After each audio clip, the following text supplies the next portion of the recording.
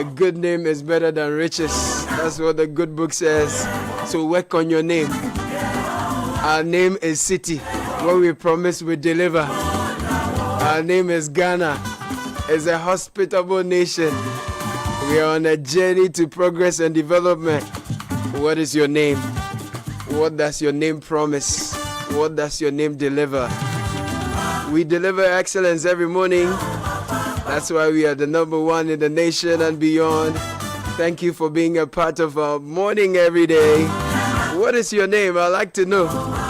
What do you deliver when we hear your name? Oh, I'm seeing some names this morning. Good morning, Prof. Good morning, Efo. We'll jump into the news review shortly. Yeah, I'm loving the song too. Emoji will be serving us more tonight at the Situation All White Christmas Party. I will be there. I hope to see you.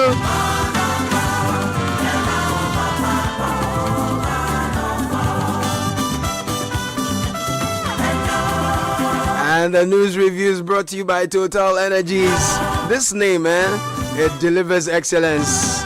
Total Energies is kicking off the holiday spirit with our Bronya Lube special. Just swing by any of our branches: Liberation Road, Tesano, Dacoman, Link Road, Sakumono, Farah Avenue, Oxford Street, Community 1 Stadium, Apremdo Total Energy Station. Change your engine oil and get a free elite car wash. Keep your ride sparkling. On socials, visit us on the website totalenergiesgh.com. On social media, Facebook Total Energies Ghana, on Twitter or X Total Energies GH, Instagram is Total Energies GH. Someone says my name delivers royalty. I love that. We're looking for a best of flavor in every sip, and we found that in Piva Beverages. It's a refreshing taste. It's a taste you will certainly love. We have a wide array of flavors: Piva Cola, Piva Orange, Piva Cocktail, Piva Grape, Piva Tangy. Grab yours today and thank me later. Someone says, your name, your power. I love that. Call Piva 0550-032-231. Piva Beverages is a taste you will love. It's an advert that's FDA approved.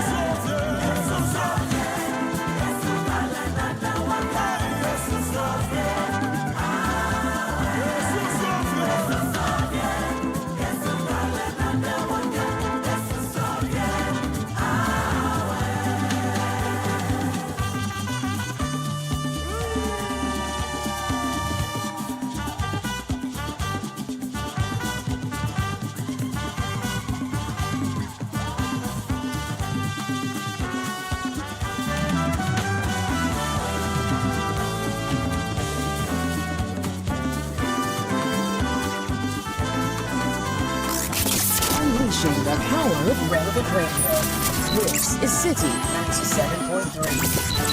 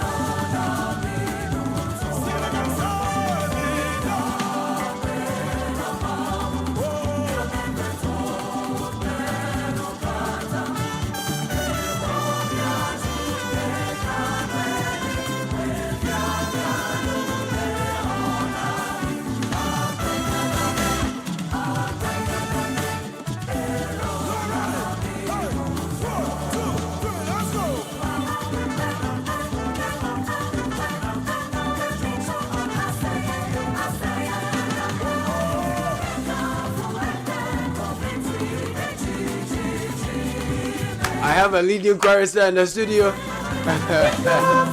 Come on. Gigi.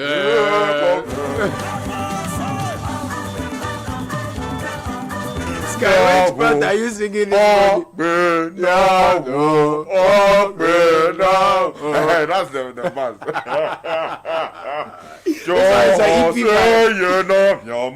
Okay. Yeah, so you will drop out for that.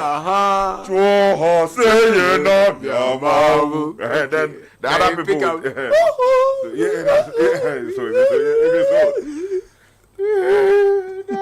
It's okay.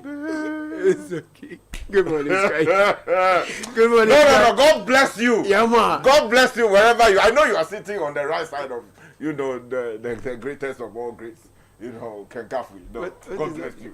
God bless you. Okay. Yeah. God bless you, Bless Ken his Kafu. memory. God Yeah. bless you. Great. But Yeah. tonight, the situation is going to be fire like this. Yeah, Asylum. As I say. I'm gonna. Tonight is tonight. No, Tonight is tonight. Tonight is tonight. Yes. Today is the day the Lord has ordained that we that we do what? We will celebrate. We will celebrate. And we will exalt his name. But we will add some sweetness of the land to the goodness of that thing. No, I mean like you have to have. No, when you are passing this morning, you are going the line of the ancestors. Come to my level. The how you Yes. Okay. I think by my view over high or I think how long? Okay, those women your mouth how you. So we'll be missing the gospel with some of the sounds and tunes of that's the the point I'm making. So heaven and earth will mix. And the situation, God understands we are celebrating. So when we do emojis small, then we do a dog capita, we do Kacher, Sisyphean, and pressure, and Adani Best. Welcome. Godfred, good morning to you. People are calling me for space. Space no day. Last night somebody called me. Yeah. Bas Nayama. That's right. Meant to see away. So no space again. So if you have not put your name in the register, don't come there. Yes. Just respect yourself. No, this hurts, man. But we told them, you know, they didn't listen. They already last minute this thing. No, but we go to Channel 1 newsroom this month. The papers are not in, right? Yeah, they've started. Much to Mr. Avler's annoyance, but the papers are pressing forward into the holiday. With their holiday. Oh my goodness. Well, say good morning to Larry. Yes. He's on holiday. Yeah, he's on holiday. But his website is working. The online division is operational from the bedroom of Larry, good morning. Charlie, big one. Large and in charge. So, Charlie, let's take off this morning. What Yes, we Sky, have? what do you have? Okay, so I have here with me classfmonline.com. Right. You have. I have Channel 1. Let me start so there. start off with Channel So 1. my constituents will determine if I align with NDC or NPP. This is the Woolensey MP elect. 21-year-old man jailed 19 years for defiling 11-year-old boy. Aguna West, expulsion is a defeatist approach. This is Cynthia Morrison's secretary. Election 2024, Baumia explains why he conceded early, and government releases 25 million to WAEC to prevent. This is older. If you go to citynewsroom.com, review free SHS for parents to share costs. This is iFirst speaking. I didn't forfeit NDC membership despite going independent. This is the Woolensey MP elect. Mohammed's hard work, MPP's arrogance led to NDC's landslide victory. Adekoka is speaking. And WAEC results issue is still here as well. Let me take you to Graphic Online, and on their homepage they say President Kufuor commissions Ezinlibo forward operating base. I love the City Newsroom's angle. 83% completed forwarding base commission. It was very exact. And then also the very sad story of this man who has been jailed 19 years for defiling an 11-year-old boy. MPP to set up election review committee to investigate 2024 election defeat. If you go to My Joy Online, MP Cynthia Morrison among 280 members expelled by Aguna West NPP. Education Minister hasn't prioritized WAEC. This is coming from Nochu Koto. Okay, if you go to gna.org.ga, they are celebrating Baumia. I mean, quoting the diplomatic community for what he did with that concession speech. Also on their portal this morning, the opening of that naval base, which is making the headlines across many platforms. And then again, there's a story here about Ghana's fire outbreak statistics raging in 2024. Again, issues concerning visibility being raised on their portal here. Some other stories on gna.org. Okay. If I let me take you to the front page, the homepage of the BNFT extractors review and outlook is there. Say that gold sector faces challenges amid strong performance. They've also done a review of the year 2024 in business. And then I will take you international now. If you go to Reuters Africa, Sudan drops out of hunger monitor system on eve of famine report. What is happening in Sudan on the blind side of the rest of the world is horrific. We need to pay more attention to what is happening in Sudan. If you go to BBC on the Africa homepage, detained Ugandan politicians' wife condemns ban on Christmas Day visit. And there's a photo of Assad Kiza Besije on the front page of the homepage of the BBC. If I take you to so I have Bloomberg. Okay, Bloomberg. Then I take you to Africa. If you go to Bloomberg, they have Fed kicks off 2025 with new voters and a new view on rate cuts. If you go to some other areas, Mozambique's ruling party's Chapo declared president-elect. Charlie, all kinds of things are happening on the African continent this election year. Also, global disease resurgence in 2024 shows rising health threat. And South Africa's hope should not be wasted again. Apparently, quoting, is an opinion actually discussing Ramaphosa, his reign, and related challenges they are facing in that part of Africa. Right. And finally, for me, if you go to East Africa, the Azimio coalition, that is the opposition, they are on the verge of collapse as Raila and Uhuru shake hands with Ruto, and this has led the other members of the coalition to say, "Oh, this coalition, egble." Okay, and quickly let me mention Channel 1, not Channel 1. Citi Newsroom? No, Actually, Class FM Online. I think we've done Channel 1 already. Right. So they have something here.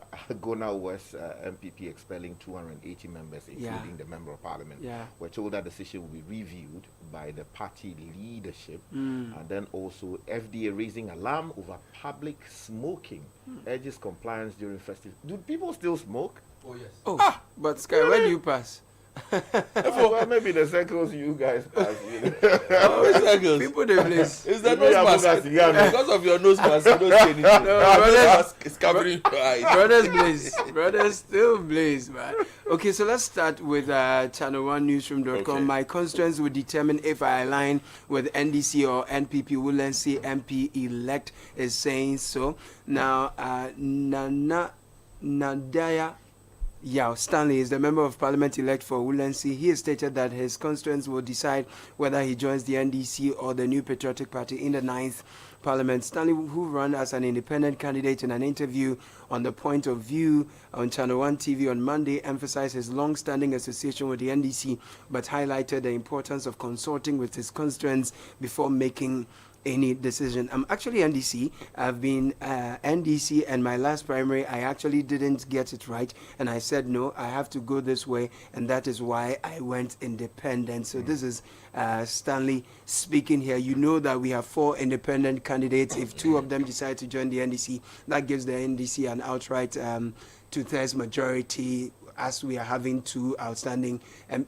constituency results yet to be open. So this is an important question that we were trying to answer on Point of View last night. Yes, Sky. and if you move from the camp of the NDC and their candidates in Parliament who will be leaning towards the most likely, we go to the MPP, and the central region is on fire. The Agona West constituency branch of the New Patriotic Party, according to classfmonline.com, has expelled 280 members, Charlie, including the incumbent member of parliament, Cynthia Moriton. In fact, effective December 16, 2024. Now, the decision was unanimously reached during an expanded Constituency Executive Committee meeting held on December 15, 2024. Now, the expulsion imposes an indefinite ban on the affected individuals, prohibiting them from identifying as MPP members, holding party positions, and participating in party activities, or using party symbols or in flags. Now, according to a statement issued by the constituency chairman, Alhaji Gabrine Tanko, the expelled members were accused of contesting as independent candidates, supporting rival political parties, or backing independent candidates during the recent parliament. Meanwhile, you see why we must not allow our politics to degenerate into political gimmickry, and that there must be clarity. Who did not know Cynthia Moriton had left the NPP? Who did not know? She had not left. She had only declared an intention to contest. No, I mean, people decided to play around with it, but to all intents and purposes, it was very clear she was on the other side of the divide, and this argument had been made several times. Yeah. Now, it is no longer useful to you. You are saying that you are expelling the woman who is no longer with you. No, but the secretary says that is a defeatist approach. No, to but actually let's not mix the issues. What the Supreme Court decided has to do with the life of the mandate. I'm not even talking about No. People are trying to mix them up. It has to do with the Constitution, whether the mandate is for 4 years and should remain so until after. Some people are trying to mix that to say that, merely because you left your party, it means that the mandate given to you by your people should expire with it. No, the Supreme Court says that's not the law. I'll stay with the MPP though for you, Caleb. On graphic.com, they're also working. Mr. Avila, graphic is working. Yes. The new patriotic party online. Only online. Yes. But they are working. Very much so. Has announced, in fact, let me see who wrote the story. Samuel Dodu. He's working. The new Patriotic Party has announced plans to establish an election review committee in January 2025 to conduct a thorough post-mortem analysis of the party's defeat in the 2024 presidential and parliamentary elections. The committee will engage with party stakeholders and the general public to identify the factors and circumstances that led to the party's defeat. There's a lot of soul searching going on. And Caleb, I saw a video yesterday, I think, of a meeting between some of the executives, and I think it was MPP UK chairman Charlie. He let loose on Justin Kodia. It was not easy, Charlie. Wow. Hey! Now it's no busy. Everybody bought. I read come. But Dr. Bamia is explaining why he conceded early on channel1newsroom.com. He was in the company of the diplomatic corps who paid a courtesy call on him at the Jubilee House. He noted that the waiting for the Electoral Commission to finalize and announce the results over several days could have heightened unnecessary tension, potentially escalating into disturbances or violence. Dr. Baumia expressed concern about the potential economic repercussion of any unrest, particularly as Ghana is in a delicate phase of recovery from recent challenges. So that was Dr. Baumia explaining reasons behind his early concession, which has been commended by many. In fact, the diplomatic corps, if you go to GNA, their homepage, they have a story there that is by Goodwill Arthur Mensah. It says the diplomatic corps in Ghana has applauded Vice President Mahamudu Bawumia for a peaceful and dignified manner in which he conducted himself before, during, and after the December 7, 2024 general elections.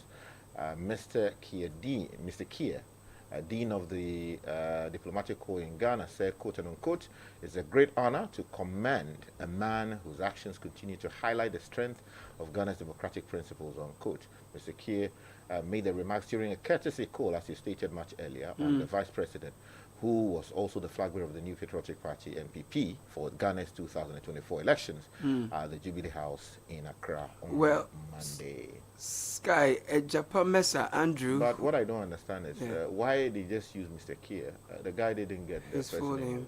He's Ghana's, he's Lebanon's ambassador to Ghana. Yeah, but he said Mr. Kier. That's not his name. Okay. NDC propaganda was very strong in Second D. This is a Japan Mesa's attribution. Okay. He says that he's attributed his defeat in a constituency to what he described as the NDC's strong propaganda campaign, which resonated with the voters. He was speaking on Joy FM after his loss, where he lamented that the NDC successfully propagated a narrative that undermined the New Patriotic Party's achievements in Secondary, painting a picture of 28 years of stagnation under the NPP. Because the NDC propaganda was very strong, people are not sufficiently savvy to distinguish between the term when you have always had an NPP MP and an NDC president and the term when you have had an NPP MP and an NDC president. I think my big brother, the professor, should be careful of. He's a lawyer. He should choose his words carefully. To say that over 50,000 people bought into propaganda. That's to. But they don't have a sense of there's intelligence of the people.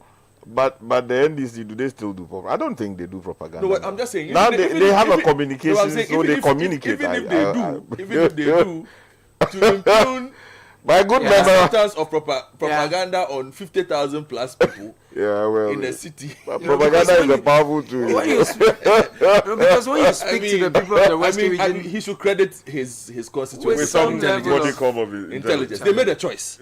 Don't attribute the choice to propaganda. Yeah, that's a valid point. Except to say though that we don't do propaganda again in this country. No party does propaganda because we don't have propaganda. Secretaries. We used to have those things. Anyway, let me take you to now they communicate. Okay. When they misinform and disinform. And those things, yes, my propaganda. So wait. Anyway, Education Minister hasn't prioritized WAEC. Yeah. Is, the ranking member on Parliament's Education Committee, Peter Nochukoto, has criticized the Minister of Education for failing to prioritize the West African Examinations Council in the allocation of funds. His comments come amid delays in releasing critical funding to WAEC, which has hindered the processing and release of the West African Senior School Certificate Examination results. He was speaking on Joy FM's Newsnight on Monday. I will stay with that platform where according to a report, also a team of NDC executives in the New Drabin North constituency intercepted 24,000 bags of MPK 21 fertilizer Kufuria in the eastern region. The products allegedly intended to be distributed to farmers were uncovered being offloaded in an abandoned church following a tip-off. A heated confrontation ensued between the transporters of the fertilizers, EV Logistics, and party officials who alleged the items had been diverted for private gains. And this was led by Samuel Adongo, the NDC parliamentary candidate for New Drabin. What do the police say about these things? So that's a serious matter that you see, because these stories come out and then we don't hear. We don't really know what the police do about it. These citizen-led seizures and whatnot. Sky, over to you. Okay, so I wanted to take you back. When we're talking about Secunde a short while ago, and I want to bring you back to the matter of the MPP because one of their members of parliament is actually asking for proper understanding of the growing sophistication of the Ghanaian people. So the Ghanaian voter is becoming more sophisticated, says the headline on the homepage of the GNA. And it says, Mr. Vincent Eko Asefua, Member of Parliament for the MPP for the Otafo constituency, has asked members of the party to deeply reflect on the outcome of the 2024 general elections and prepare themselves adequately for the 2008 elections. Now, he said the verdict of the Ghanaian electorate indicated the growing sophistication of voters and their rising expectations from politicians. Now, speaking to the GNA in an interview in Kumasi, Mr. Sefua described the outcome of the 2024 elections as shocking. He pointed out that he had been optimistic about the MPP chances in the elections due to government's achievements in infrastructure development and poverty alleviation policies. However, he noted that the Ghanaian electorate were of a different opinion entirely. Let me take you to graphic where they report that the president has commissioned the Ezin Libo forward operating base for armed forces, and a landmark move to protect Ghana's territorial waters and strengthen national security. President Nana Dankwa Akufo-Addo officially commissioned the forward operating base at Ezin Libo in the western region. The facility stands as a testament to the government's commitment to strengthening the nation's defense infrastructure and protecting its economic assets. And then also, it says during the ceremony, the president reflected on the promise made in 2018 to equip the Ghana Armed Forces to tackle modern security challenges. Meanwhile, one of the angles actually gives us the percentage of completion of the Citi project. Newsroom angle. Read that. Oh Which is my the God. percentage? What? It's at 83%, I think. So that they are doing the small work. Commission, yeah. We've done the big part, so we've commissioned it. Anyway, two more stories and then I'll wrap up for you, Caleb. So CTAG is threatening an indefinite strike over breach of agreements as the College of Education of Teachers Association. They have issued a warning of an indefinite strike if the government fails to address long-standing grievances by December 31, Which government? 2024. This government. The government has this power. You know that good syndrome. If we are commissioning, we can pay. Aponja wewu. Wake up. When they think I record was it challenge Obesro. And then also this smoking thing that you were worried about is on My Joy Online. The Food and Drugs Authorities alarmed by tobacco users' blatant disregard for regulations banning them from smoking in public spaces. The Public Health Act 2012, Act 851, and Tobacco Regulations 2016 LI 2247 prohibits smoking in public places to protect public health. However, a significant number of smokers continue to defy the orders to enjoy their spliff.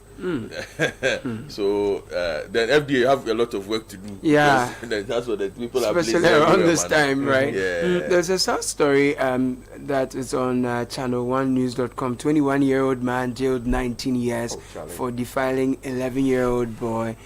Story says 21-year-old school dropout who sodomized an 11-year-old boy at Takwa Railway Station has been sentenced to 19 years imprisonment with hard labor by the Takwa Circuit Court. The convict, his name is here, who was charged with 1 count of defilement, pleaded guilty to the offense. Now, prosecuting Detective Sergeant Dominic Apiakusi told the court, presided over by Mrs. Haithia Ama Menu, that the complainant, 29-year-old woman, is the mother of the victim who had stopped schooling. He said the gentleman had no permanent place of abode but was often seen roaming at the Takwa railway line. So prosecution gave details of how it all happened. Basically, the details of the story. The bottom line is that he has been jailed 19 years. There was one I saw from the foreign front of a couple subjecting their child to multiple, abuses because of a certain fantasy they had. When their money ran out, they believed in this. Anyway, Charlie, there's a lot of... Let me just take you international. Yes, take us international. And then yeah. ask something. So on the BBC, the wife of detained Ugandan opposition politician Kizza Besigye has denounced as cruel and inhumane a ban on prisoners receiving visitors on Christmas Day. Prison authorities say that as part of measures to prevent potential security lapses, inmates would not be allowed visitors for 7 days, starting on Christmas Eve. Besigye's wife, Winnie Byanyima, who's the head of the UN's organization to tackle HIV and AIDS, says she planned to camp outside the Luzira prison so that she could see her husband and give him food on Christmas Day. Kizza Besigye is Charlie. He's always in jail. Was he really kidnapped or he was deported? Which is, and that's, the guys went across the border and carried him. Yes. Then also the Sudanese government has suspended its participation in the global hunger monitoring system on the eve of a report that is expected to show famine spread across the country, a step likely to undercut efforts to address one of the world's largest hunger crisis. The Sudanese government's agri minister said the government is halting its participation in the integrated food security phase classification system that accused the IPC of issuing unreliable reports that undermine Sudan's sovereignty and dignity. Now, Sky, there's a story I saw yesterday. This chap who was arrested in Parliament, destroying cars with an axe, apparently he's been jailed. But Francis Xavier Susu has raised very important issues. I was raising that issue elsewhere. First of all, he was not treated properly when... Look, let's condemn what had happened. Yeah, what he did.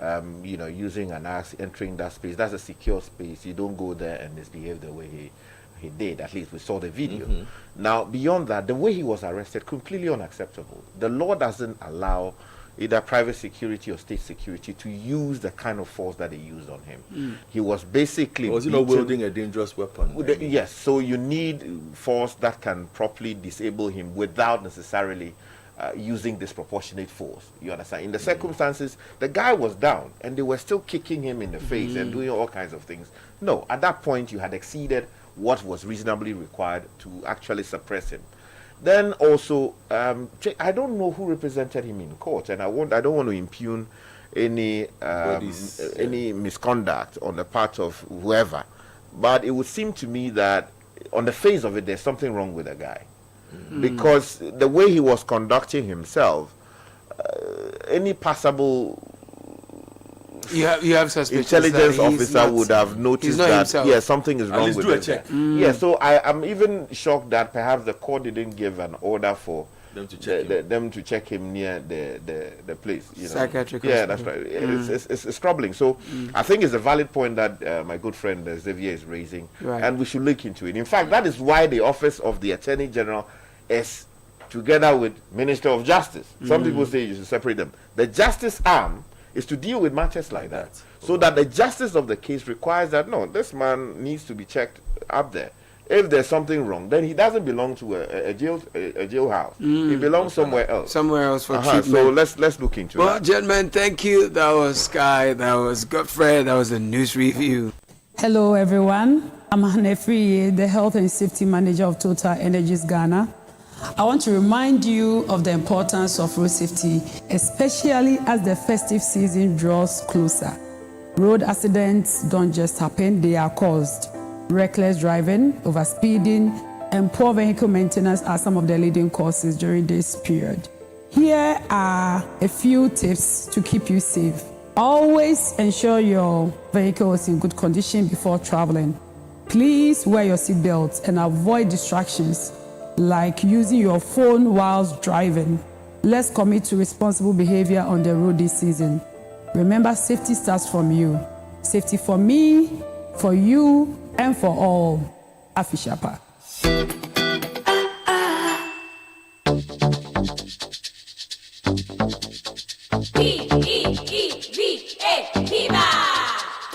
Looking for a burst of flavor in every sip? Discover the refreshing taste of Piva beverages. Enjoy the classic Piva Cola flavor, perfect fit anytime. How about a fruity adventure? Try our delightful Piva orange fruit drink packed with recognized citrus flavor. Craving something exotic? Our Piva cocktail fruit drink brings the tropics to you. For a sweet and juicy treat, grab our grapefruit drink and don't miss out on the refreshing Piva Tangerine fruit drink, bursting with tangerine flavor. Piva Cola, Piva Orange, Piva Cocktail, Piva Grape, Piva Tangy. Grab yours today. Available now at your local store. Call us on 055-00-322-31. Piva, a taste you love. This advert is FDA approved. P for Piva.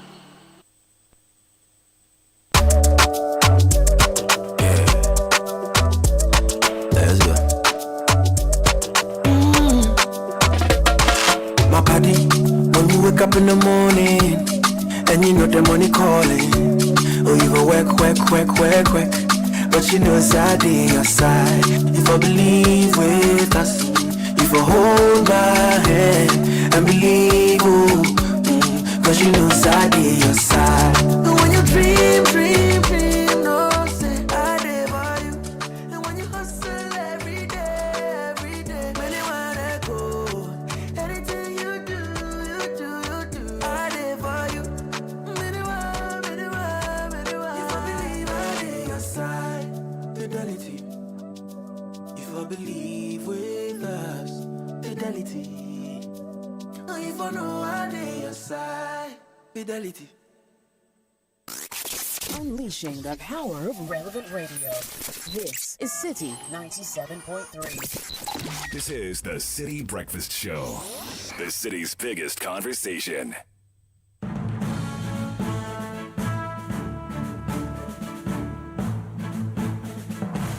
And Nathalie Nete joins us for the City Business News, which is brought to you by Guel, EcoBank, and MTN. Nathalie Nete, good morning. How are you doing? Good, Caleb. Charlie, the morning is giving me some Friday vibes. Yes, is it just me or season something? is just in, so Yeah, that'd be the whole thing. What's in business, Nathalie? Okay, now welcome to the breakfast edition of the City Business News. The bulletin is proudly brought to you by EcoBank, MTN, and Guel. My name is Nathalie Nete Ajahu. Coming up, Market watchers forecast further decline in Ghana's inflation for 2025. We have more from Deloitte's West Africa Focus report. And government misses its latest T-bill auction by 60 million Ghana cedis. And later, President-elect John Mahama gives a firm assurance he will introduce robust reforms to boost revenue mobilization.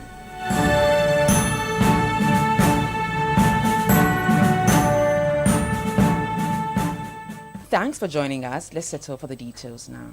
Now, professional services firm Deloitte is projecting a significant improvement in Ghana's inflation outlook for 2025. The firm anticipates a more stable cedi and falling domestic food prices will drive inflation to an average of 11.9% next year, marking a continuation of the disinflationary trend observed in 2024. Citi Business News' Daniel Sakite has more from Deloitte's West Africa and Focus report titled A Sneak Preview of 2025. Inflation in Ghana has declined in 6 of the 11 months of 2024, aided by high interest rates implemented by the Bank of Ghana. As of November, the interest rate stood at 23%, well above the government's year-end target of 15%, but a notable improvement from the annual average of 40.28% recorded in 2023. The average inflation for the first 11 months of 2024 was 22.85%, indicating a sustained reduction in price pressures. The projected average inflation figure of 11.9% for 2025 remains above the upper band of the central bank's target range of 8 plus or minus 2%. However, Deloitte highlights that a more stable local currency, easing domestic food prices, and waning supply-side pressures will contribute to the projected decline in Ghana's inflation rate. These factors are expected to further anchor price stability in the economy. A sustained reduction in inflation has a significant implications for Ghana's economic landscape. Lower inflation will likely prompt the Bank of Ghana to cut interest rates, reducing borrowing costs for businesses and individuals. This will enhance private sector investment, stimulate business expansions, and channel more credits to the real economy, fostering economic growth. Deloitte, however, says the lingering effects of election spending could limit the anticipated pace of disinflation. The professional services firm says the government is likely to implement some new taxes and tariffs, while at the same time increasing existing ones such as water and electricity tariffs. If this happens, business owners will pass on these costs to consumers, where the final tax burden typically lies, thus increasing the cost of living. Citi Business News' Daniel Sakite with that report. Now, government fell short of its Treasury bill auction target for last week, securing 5.40 billion Ghana cedis against a target of 5.6 billion Ghana cedis. I have more in the following report. According to data from the Bank of Ghana, this resulted in a shortfall of 60 million Ghana cedis, a marked contrast to the previous week's oversubscription of 1.3 billion Ghana cedis. For the 91-day T-bills, government received all 4 billion Ghana cedis in bids. Meanwhile, the 182-day bills and the 364-day bills attracted 867 million and 508 million Ghana cedis respectively. Yields across all tenors experienced marginal increases. The 91-day bill yield rose by 8 basis points to 27.8%.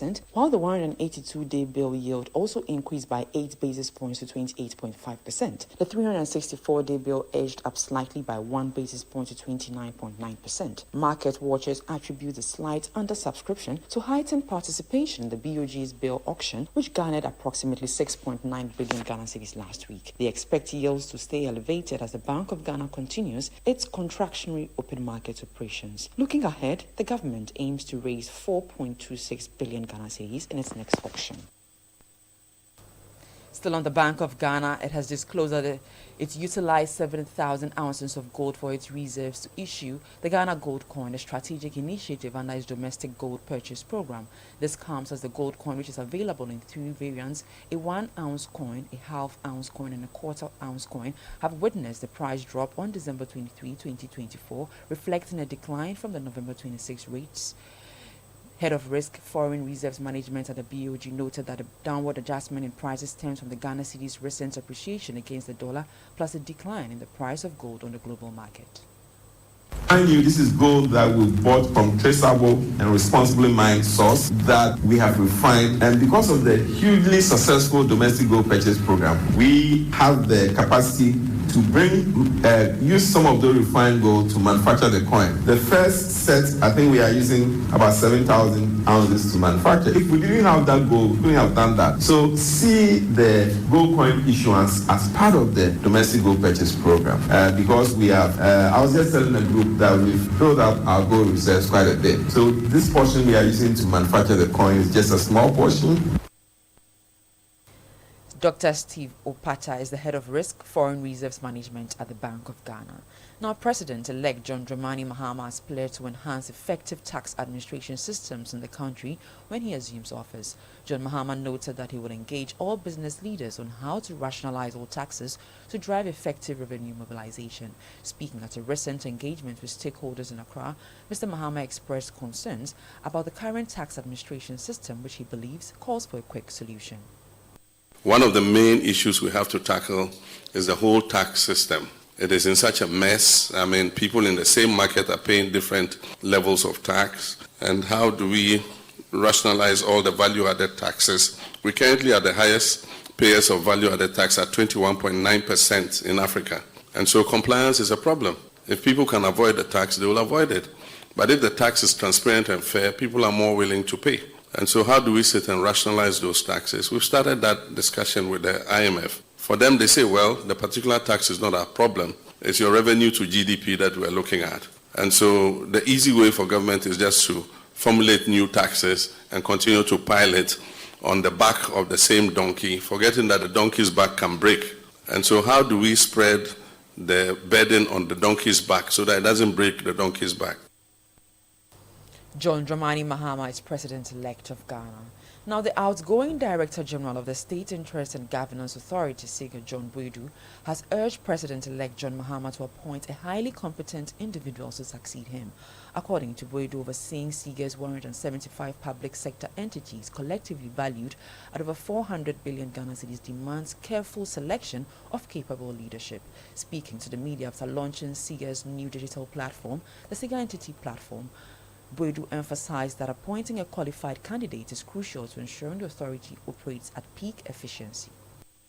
The entities hold amongst themselves close to 400 billion Ghana cedis in assets.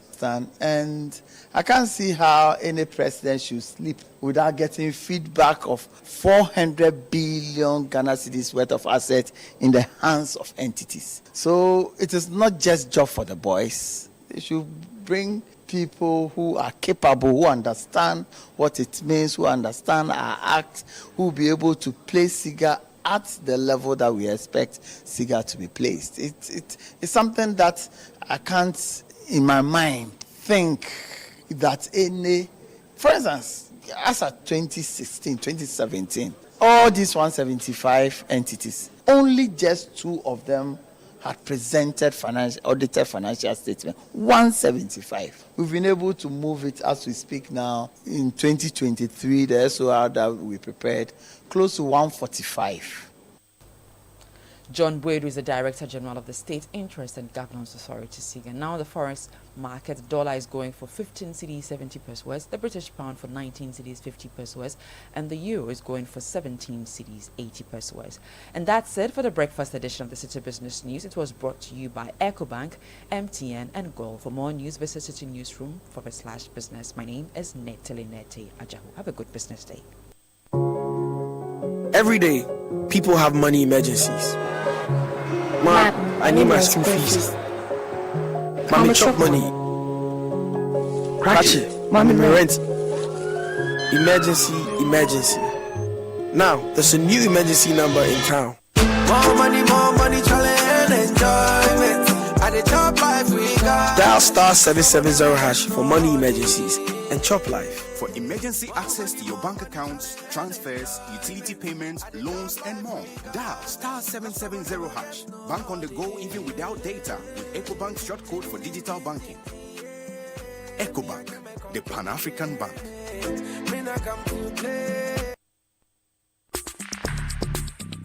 Join the conversation on the Citi Breakfast Show on Facebook at facebook.com/Citi97.3, Twitter at twitter.com/Citi973, and Instagram at instagram.com/Citi973 with the hashtag CitiCBS.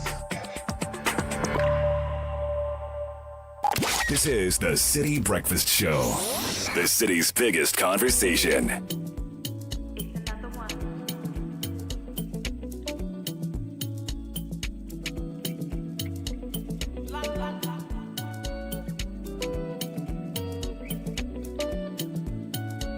Oh my God, I say I know,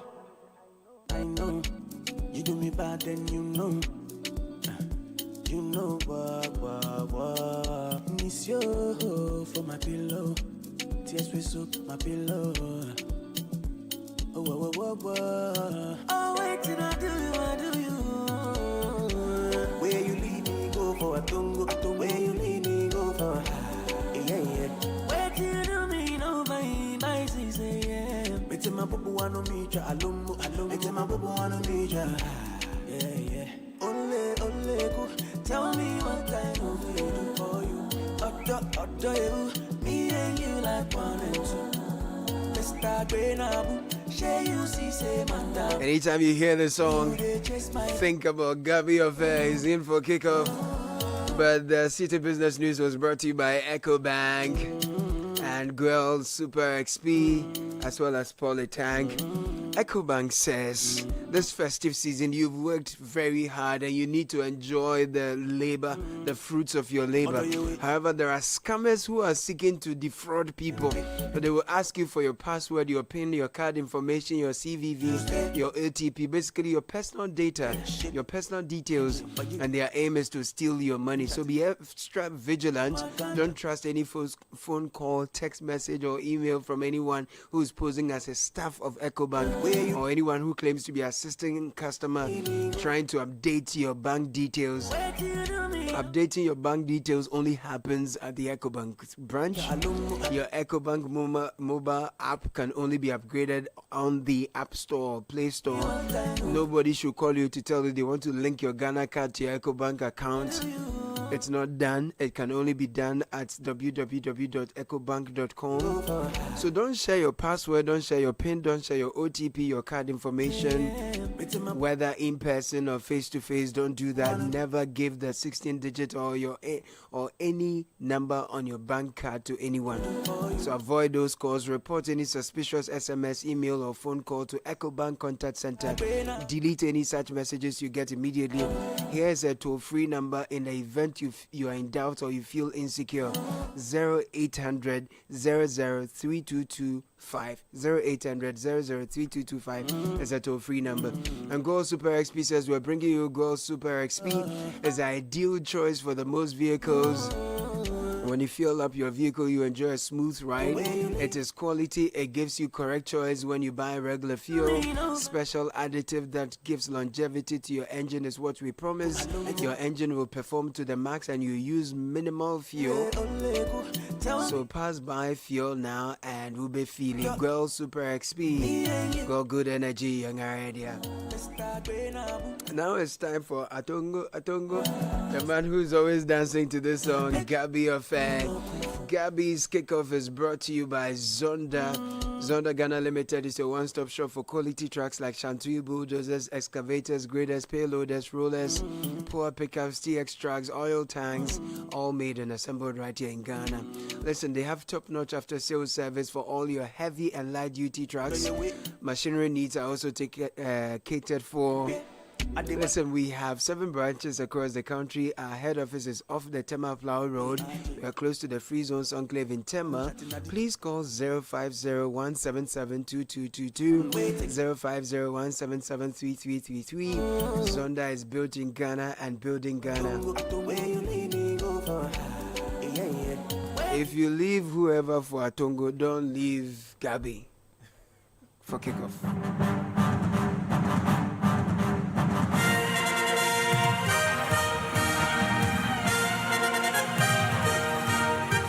Gabby is in with kickoff. Good morning, Gabby. Yeah, there's more jams. At the situation tonight. You understand? Later tonight is the only time you can leave Atongo and then come for situation. Or you can leave Vanilla, who did this beautiful sound, and be at the situation. Because you can come for Gabby. Yeah, come You're for available, me. huh? I'm there.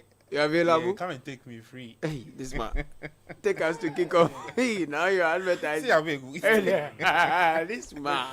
Well, what's the Tuesday kickoff? morning, welcome aboard the kickoff. My name is Gabiofe, and thanks to Shell V Power, Lasheho, and Zonda GH for doing this with us. My name is Gabiofe. Well, let's get straight into the details and starting off with some Black Stars news. And Joseph Painter is a player who plays for that national team, and he's calling on Ghanaians to move past the disappointment of the 2025 AFCON qualification campaign and throw their support behind the team as they prepare for the upcoming World Cup qualifiers, and that's later next year in March. Now, Ghana will miss next year's African Cup of Nations in Morocco for the very first time after failing to secure a single victory during the qualification phase. Despite this, Pencil remains optimistic about the team's future. Yeah, for sure, I can say a little bit, but I cannot say a lot of things because this is football. Now, all nations are really good. It's not like 10 years ago that maybe you meet another team that you said, oh, these people we are going to score them 5-4. It's a difficult. We are in a difficult situation now, and now everybody is playing in Europe. So you cannot say this team is bad, this national team is bad, this national team is bad, because the more you think, the more they surprise us. And as you can see, we were surprised by a lot of teams. But you know, it happens. We just ask Ghanaian to always support us no matter what. Tears and everything, we just need to go through together. All they need to do is just to help us, pray for us, support us in this upcoming qualification for the World Cup. That is the most important thing. So they should come in their numbers to support us, and we will just also make them proud and always give them their tickets in their pocket. Well, Joseph Pencil also reflected on his debut season with the LA Galaxy. So it's such an amazing season for me, especially as a first timer being in the MLS. It's not that easy as people think. People say it's a retirement league, but trust me, a lot of Europeans can go there and they can really flop in the first season. So it's not a league that should be taken for granted. It's a league that's really really serious in making an impact in the world. You have the likes of Messi, you have the likes of a whole lot of players, Busquets, a whole lot of players also. So Giroud is also there, Marco, Ricky, you have a lot of great players there. So it's interesting now to play in the MLS, and it's really fantastic to also represent yourself as a Ghanaian and also as a role in the MLS league also. All right, so that's a Black Stars forward, Joseph Painter speaking there. Well, to the Ghana Premier League now, Legon City is battling. They are battling to escape relegation after a challenging campaign. They will host Diana FC at the University of Ghana Stadium as part of the match day 15 of the Premier League, which kicks off on Boxing Day. That's December 26. Basake Holy Stars will welcome the informed Bichim United to the Park, while league leaders Heart of Lions take on newly promoted side Young Apostles at home. There's more fixtures to look forward to on Friday. That's December 27, as Kotoko facing Gold Stars in Kumasi at the Babara Sports Stadium. And there's one Sunday, December 29, with 4 fixtures. Accra Lions will host Accra Heart of Folk at the Waffle Park.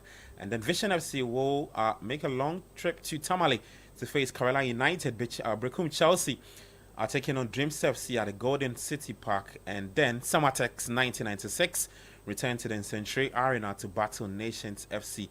And Sochaman's home game against Mediama Sporting Club has been postponed and will now take place on January 8, 2025. Well, away from the Ghana Premier League, Vice President of the Ghana American Football Federation, Hamza Luwa Jibril, has stated that the federation has set a target on qualifying to compete in the sport at the 2028 Olympics. He was speaking to my colleague Yaya Jeminta on the sidelines of the flag football all-star game and watch party for the Philadelphia Eagles regular season matchup against the Washington Commanders in the National Football League. I think that the sport has a bright future. Future. Why? Because we've been having another program with the NFL in the schools. We have about 24 schools in the program right now. So all these kids that never knew about American football or flag football are now exposed to the sport. You understand? And they are loving it. I can say so far, more than 2,000 kids since 2022 when we started this program with the NFL has, been able to we've been able to reach about 2,000 kids, boys and girls, in playing the sport. So I think there's a bright future. Aside of that, there's in 2028 at the Olympics, LA 2028, this flag football is going to debut as as an Olympic sport. So we are working from this year 2025, 2026, 2077, working on our continental championships to be able to qualify Ghana to the Olympics in the US. All right, so that's the vice president for the Ghana American Football Federation, Hamza Lua Jibril, speaking to City Sports there. Well, taking to Europe, and Manchester United boss Ruben Amorim has questioned the decision-making from Marcus Rashford's camp following his public comments regarding his future at Old Trafford. Now, Rashford has been left out of the last 3 match day squads after revealing he's ready for a new challenge to journalist Henry Winter. Of course, it's a hard situation, but I understand that this kind of players, they have a lot of people around them and making some choices that sometimes is not the first idea from the players. So I understand I can separate things. I'm always here for helping Marcus as another player, and they have to do what they have to do. I say they chose to do that interview because it's not just Marcus, and understand that. So for me, it's as a coach, I'm just focused on the performance, the way he train, and then the rest I think is better for me and the club deal with that when the time comes. So. Well, very interesting times at Manchester United. That's between Ruben Amorim and player Marcus Rashford. And a part of Arsenal winger Bukayo Saka has been ruled out for many weeks after tearing his hamstring. Saka limped off in the 24 minutes of Arsenal's game against Crystal Palace on Saturday, while the Gunners went on to win 5-1. The victory was marred by the injury to the England winger who left the stadium on crutches. Yes, Arsenal boss Mikel Arteta on Bukayo Saka's injury. It's not looking good. He's going to be out for many weeks. Many being how many? Many. I cannot be too specific because I don't know, but it will be many weeks. How big a blow is that for you? Yeah, it's a huge one. Obviously, it's a big player for us. You just have to see the impact that he's got on the team. But it's going to go a really good exercise for all of us to think about ways to overcome another challenge because we already have a lot in the season. All right, so let's see how Arsenal woke up without Bukayo Saka. He's out for many weeks. Well, in tennis, two-time Grand Slam doubles champion Max Purcell has been provisionally suspended after admitting a breach of anti-doping rules. The 26-year-old Australian has taken a voluntary suspension after admitting breaking the World Anti-Doping Agency rules relating to the use of prohibited method. That's your sports this morning. For more, you can head to citisportsonline.com, and also you can follow us on X at Citi Sports GHA. My name is Gabby Ofer. Kickoff was proudly brought to you by Shell V Power, Zonda GH, and Polyton Ghana. Enjoy the rest of your day. Do take care of yourself, and bye-bye. Guys, Charlie, you know that mining contract I've been chasing for years now? I just got awarded the deal. But the issue is where to get the right and quality heavy-duty trucks to execute this job here in Ghana. Relax, my guy. Remember my recent construction deal at Pokwase? Zonda sorted me out. Zonda? What? Who is that? Zonda Tech Ghana Limited is your one-stop shop for machinery, heavy and light-duty trucks, and pickups. They have the Shantui bulldozers, graders, payloaders, rollers, poor pickups, 4-land light trucks, TX trucks, and oil tanks. Made and assembled right here in Ghana with top-notch after-sales service and standard prices. Made in Ghana. This is amazing. You haven't seen my Zonda Power pickup, which I take to the office. Strong, durable, and tough on our roads. Hey, that's from Zonda too? Absolutely. Zonda is the right place for you, my guy. Oh, now I am sorted with Zonda. Zonda Tech Ghana Limited, your solution for heavy and light-duty trucks. Located at Tema, off their Flower Road. Call 0501-772-222 or 0501-773-333. Zonda, built in Ghana, building Ghana. In a world where only the best survives, you need a fuel that can match your drive. A fuel with unparalleled protection for your engine, superior efficiency, and unrivaled performance. A fuel so unbeatable, when you get behind the wheel, you'll focus on what really matters. The journey ahead. That fuel is Shell V-Power, because no other fuel gives your engine better protection, better efficiency, and better performance. Be unbeatable. Drive unbeatable. Shell V-Power. Shell, go well.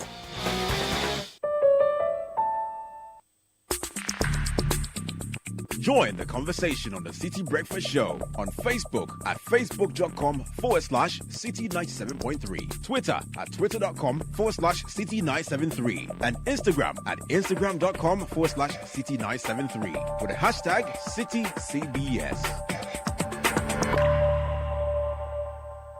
Oppo Durable Ability 36-month warranty. Are you looking for a phone that's built to last? Meet the Oppo A3 series with military-grade shock resistance. It handles falls without a scratch. It's the only phone in the 2,000 cities price range with a Qualcomm Snapdragon processor for exceptional speed. With its fast charging, just 2 minutes of power gives you 1 hour of call time. Oppo Durable Ability 36-month warranty.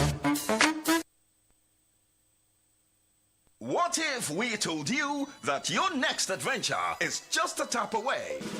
That's right. With Republic Bank Visa Credit Card, it's your time to win a staycation at some of Ghana's luxury beach resorts, 5-course dinner, a full-day spa service, or the ultimate, an all-expense paid trip to Dubai, the city of gold. Every tap brings you closer to winning in the Top Win and Fly with Republic Bank promo. Whether it's Infinite, Adishi, or Classic Credit Card, just keep tapping to win. New customers are welcome. This promo is regulated by the National Lottery Authority on the Caritas Lottery platform. Terms and conditions apply. Republic Bank, we're the one for you.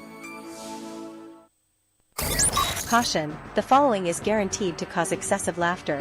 I don't see we get a push my organ for head. Shifty! If fuck me, I just say one verse, I get up and say, I like the way you match me.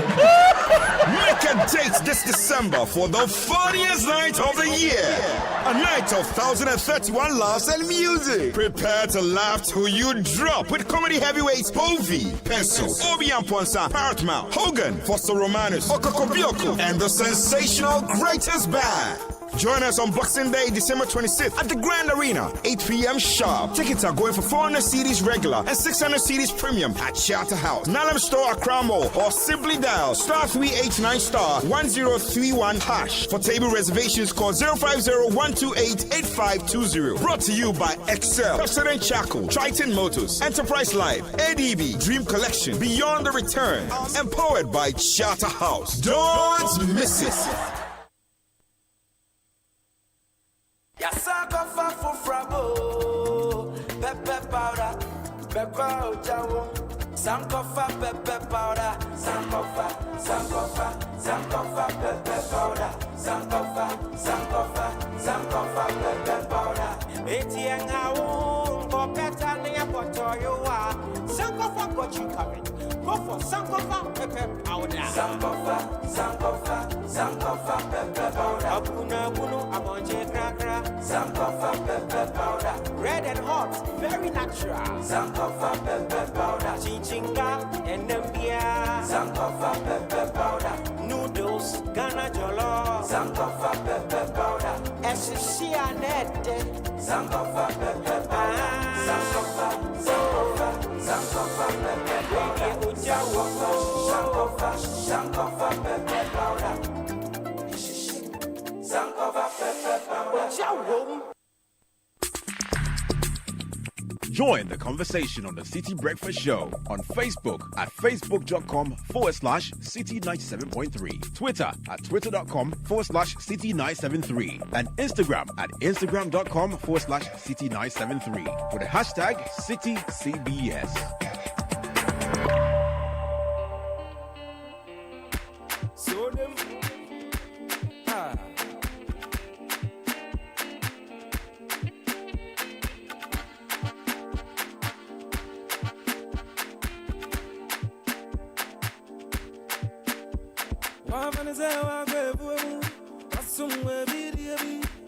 And I will buy more good. That's a wound your dream and so move. Go.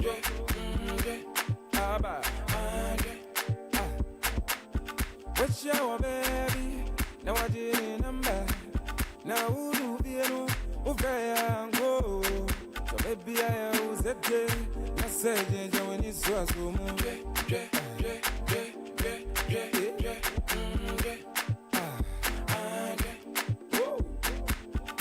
What did you remember now about that? Very well. I say, you with mommy, miss it, watching. Why would you live in no? That's a wood, that's a no.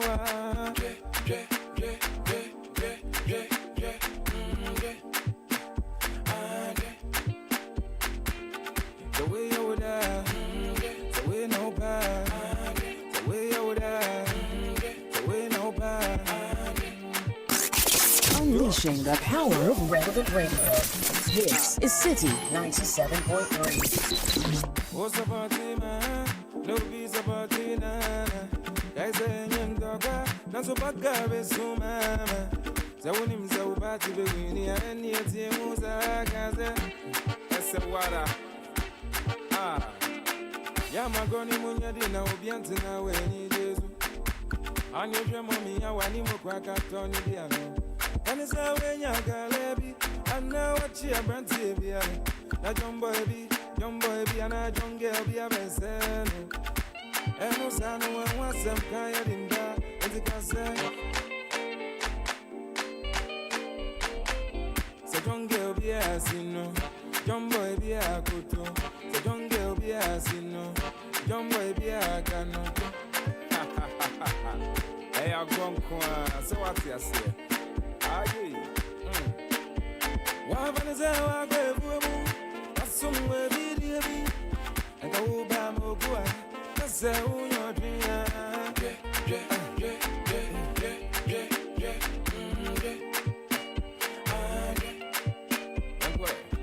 What's your baby?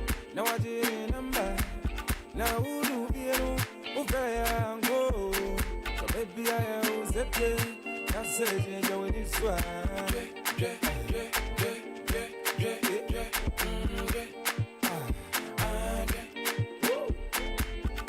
What did you remember now about that? Very well. I say, you with mommy, miss it, watching. Why would you live in no? That's a wood, that's a no.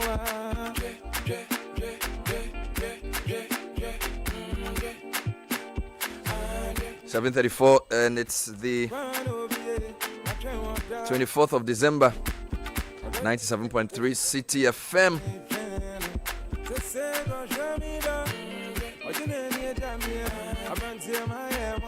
What's the best place to go for Christmas outside Accra? I want to know. So I want some recommendations. So if somebody wants to spend the Christmas break outside Accra, so if you're listening from outside Accra, let me know.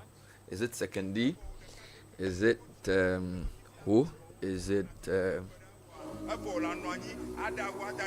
Kumasi? Where's the best outside Accra Christmas destination? I'm talking about a place you have spent Christmas before. Yeah, Katu South. That's what I'm saying. Katu South. Which part? No, I want a place. So what was happening there? All that along that whole stretch. And where should I stay? So for you like this, because you want to do a lot of the beaches, right? Beach is better. Yeah. So if you go to what you can Anyangui, you'll be fine there. Is Anyangui in Anglo or That's in Anglo? Anglo. Is it like a beach resort? Oh yeah, there's fantastic there. Within the summertime period, is it the best place to be? That's a good question. Charlie, Larry. While we are talking about Anglo and related communities, one of the heavyweights of the Akachi community has joined us. Larry Dogo. Alright, so who has refused to edit?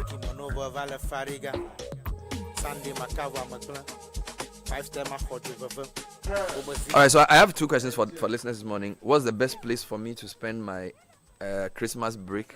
And what's the best event you've been to so far? What's the best event you've been to so far? Send me a WhatsApp 054-998-6996. That's our WhatsApp number for the day. By the way, this is an artist which is Kai discovered. Play the song, Charlie, play the song. You know, he's a one song artist, but we like it.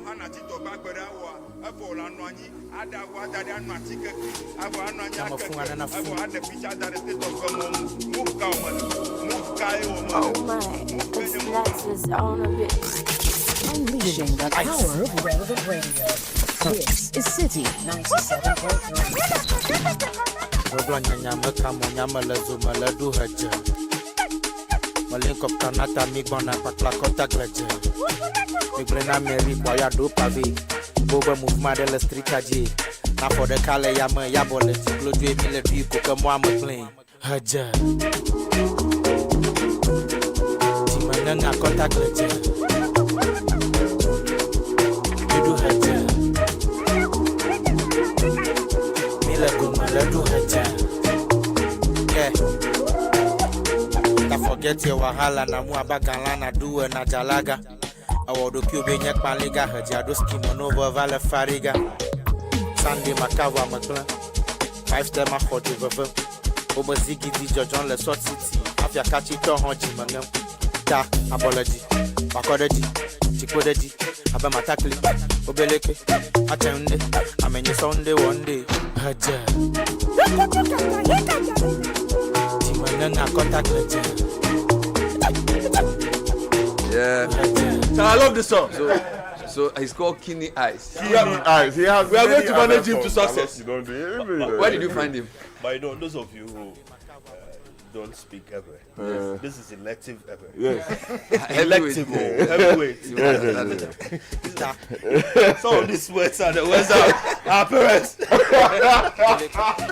But where did you discover this guy? Oh no, he's from my father's side. The Aflao. Oh, so he's based in the Aflao area. Yeah, that's right. It's fantastic. Is this his main song? Yeah. I mean, but he has quite a number of other, So are you managing him? We are riding. No, I'm not managing him. It's just brother supporting a brother. man of your size will be able to manage him. Yuku's Entertainment is open. But let me at this point indicate that the A&R division of Yuku's Entertainment, of which I heard all the divisions of Yuku's Entertainment. It's a one-man show. Alpha and Omega. Yes, it's a one-man show. But we are going to look into this guy. And we are going to take him to the top. Thank you. Another level. Next year, hopefully he'll be big enough to appear at Situation. Thank you. God bless you. You know, last year we brought the guy who's Mr. Benabu. Vanilla to Mr. He wasn't bad. But I don't think this year they have any. This is a big boy team. They don't have upstarts. This is a big boy team. But I think you should encourage him. He's good. I like his. And even rapping in Ever. It's very good. The other guy who used to do that was Camido. Of course, before that we have Edem, who also does that. Who is the legitimate heavyweight in the division? Yes. Along that. Edem went to Bishama, by the way. Oh, I'm not surprised. Yeah. In the Aplau, the New Hajranao, Chicago, that whole enclave of women. Yeah. There's something known as Ajagbe. It's a variation or variety. It's a style of. It's ever, but it's like the way Takrady people do their function. They create their own language. Right. So yes. They create. So if you're not from there, you understand. You understand what they're talking about. Yeah. So I get it. They are modeled around. And I think the Togo influence. Yes. So they create their own language. Yes. And you can't take it from them. But it's using a piano. Yeah. Sunday Makava. What does that mean? But you know one thing I noticed. I think a lot of our region-based acts have focused on growing their crafts at the regional level. So most of them actually might not be big nationally. Yeah. But what I noticed was that there's a strong Volta region caucus who now have the capacity to perform at all the big places, Keta. So they don't actually bring in acts from outside to perform now. They are doing their own thing. Yeah, if you go to the northern region, Macasio, Fancy, they are doing their own things. I mean, you realize these days, Kofi Kinata, he doesn't even come here. He doesn't come here too much, because he has his big show there. Yeah. Then of course we have the Accra boys also doing their own thing. So there's massive regional growth. Also because the way media has grown. So in the past 20 years ago, you needed one big media house to give you a big break. Now social, you can do your own thing. Yeah. You can grow your own following organically. You can do your event, which is why I'm asking for the best place to spend Christmas outside, because you'll be surprised that as we are sitting here, people are doing events in Sogakope, they are doing events, and they don't even need any major anything. There are people who know where to find them, and they will go. So it's almost like a decentralization of the media power. Yeah, because I think even last year or so, Yala did a show, and she did it in Funsi. Yeah, in Funsi. Serious? Yes, I think so. She did her show there. So if you wanted to see her, you had to go. Oh, okay. So you say I should go to Sky? I should go where? No, I'm saying you should go to Anyangui. If you go to Anyangui, there are a number of chill beach. Oh my word! Chill. Have you been there, or you are just saying? No, I've been there. I've been there. How long is the drive? It should take you about 3.5 hours. 3.5 hours. Mostly because of the traffic at. Yeah, the one you 25. meet at. Because once I pass Central University, there's no Central traffic. University, yes. So it's a very beautiful place. You go there. What about the mountainous place? Oh, then that one you go to Ho. Philandro has a beautiful place in what they call it, Ho. Okay. You can try that. And then we also know of our good friend Sky. Why? What is that? What's the name of the place? You have confused me. Okay. Volta Serene. It's an amazing place. It's a stunning place to go to. If you go to Ketu South Beach, we are also in the Adafianu area. Is the beach still there? I thought the tidal wave have taken over the water. Oh no! That place is not. It's not part. Yeah. So again, you have a beautiful place there to go and enjoy yourself. I hope they don't charge in dollars. No. I mean, there you see truly golden sand. Proper sand. Yeah, where you can sunbathe if you like that. You can join the locals to do fishing, and then you do fiachiamula. So do they prescribe open defecation? Because those beaches are somehow nicer than the others we see. Many of the places you can't just go and do your thing. Sure. Yeah, many of the places. Is it like the security that will enforce, or the community itself? Well, there's a general community enforcement of some of these. So you can't do open defecation. Yeah, of course, there are also areas you go where people are misbehaving. Yeah, that's right. But especially where you have community toilets or public toilets, and the locals enforce some of these things rigorously, you can't do things like that. All right. So you think I should go to the south side of the Volta? Yeah, that's right. Then you also have Aborigines. Yes. Yeah. I think it's in Keta. Yeah, that's right. Those places very, very beautiful. You can go either on the lagoon or you can do the beach side of things. Okay. There's also the Early Beach Resort in the same in the same enclave. Yeah, that's right. So, that's right. Yeah, that's right. I'm not going to ask Nathan. Because Nathan said I've been to Kumasi twice. No, Nathan, you're a big man. But it's a good question you asked, I've been to about Kumasi twice. Having fun in Ghana is too expensive. Generally, Bernard, having fun in Ghana is. I'm not even talking about fun, just about relaxation. Whichever way, Bernard. Bernard, the drink is expensive. The sitting down to look at the ocean is expensive in Ghana. Are you sure? Bernard. Bernard. Fun is when you spend money on, like I'm talking about just a peace of mind. Yes, so the peace of mind, you have to enter a place. Yes. They will not allow you to just sit down. You must buy a drink or two. Which is why I was asking whether they some charge small dollars. Bobby Taji. Once they don't charge in dollars and it's Ghana cedis, we are okay. No, I mean these places like will you sleep? Especially 2 days, 3 days. Aglo Lodge is also a very fantastic place to go to. Aglo Lodge. You know that, have you been there? You're saying that they are pricing.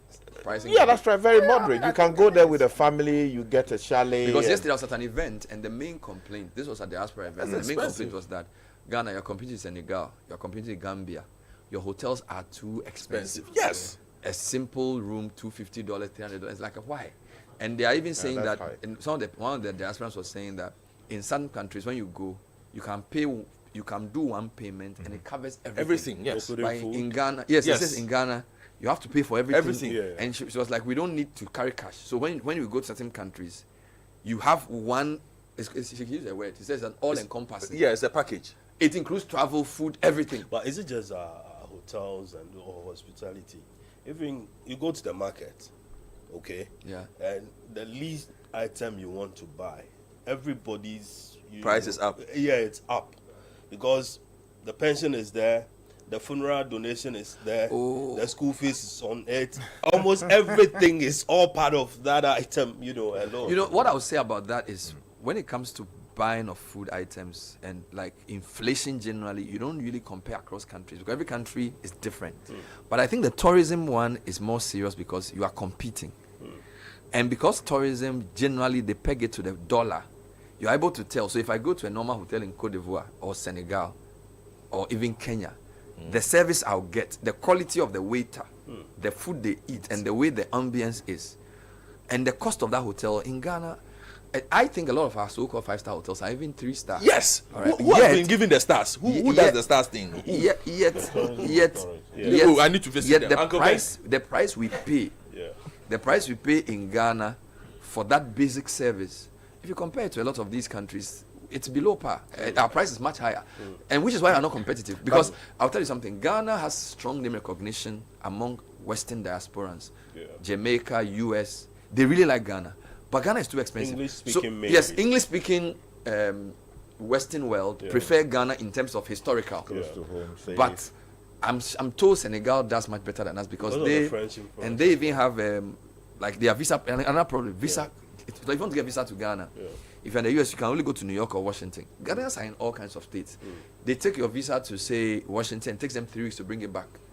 Why shouldn't there be a visa office in all the major cities? In Atlanta, why can't there be one in Michigan? Because Ghanaians are everywhere. So even though the aspirants prefer us sentimentally, logistically, we make it almost impossible for them to come in the numbers they have to come. And the tourism economy is one of the easiest to use to employ people. Because if somebody comes to Ghana and they are going to spend 3 weeks, we sabotage the people because if they want to go to Cape Coast, the road is full of dust and it's full of traffic. If they want to go to Kintampo, the road there is terrible. There's so much traffic in town and the hotel is too expensive. Meanwhile, if you go to Kenya, they have packages where once you land, they can get you to where you want to get to in a very easy way. I've been to Mauritius once and I was quite disappointed. Why? They overhyped the place? Yeah. Because listen, most of the things that Mauritius has, we have 1,001 over. The castles we have. And apparently there are more castles in the bush. Yes. So we have more. We have but they more. have marketed it Exactly, more. And the experience is better. That's the thing. But did you spend... So let me ask you, how different was the experience? It was nothing exceptional. Except that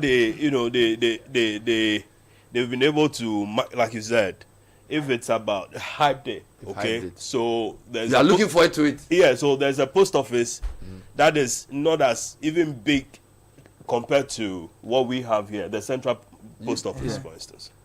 And there's, has become a historical place where everybody goes to. You have to visit. Yeah, you have to visit, even if you don't like it. Excited. I think that there has been a volcano there. And then you notice that there are layers of, lava. Exactly. And so they are in various colors.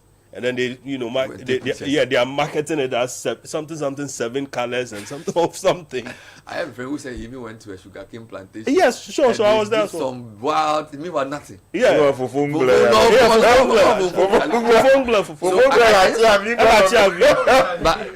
there are 2 levels to it. There's the policy level where I think the year of return has been great. Beyond the return has been fantastic. One of the best things the government has done. And I hope they transition it well into the new government. Because you see, we had Panafest, we had Emancipation Day, and now we have Year of Return. And 2019 was a great year because all the lines fell in the right places. A lot of people in the Western diaspora love this country. But I don't think we've done well.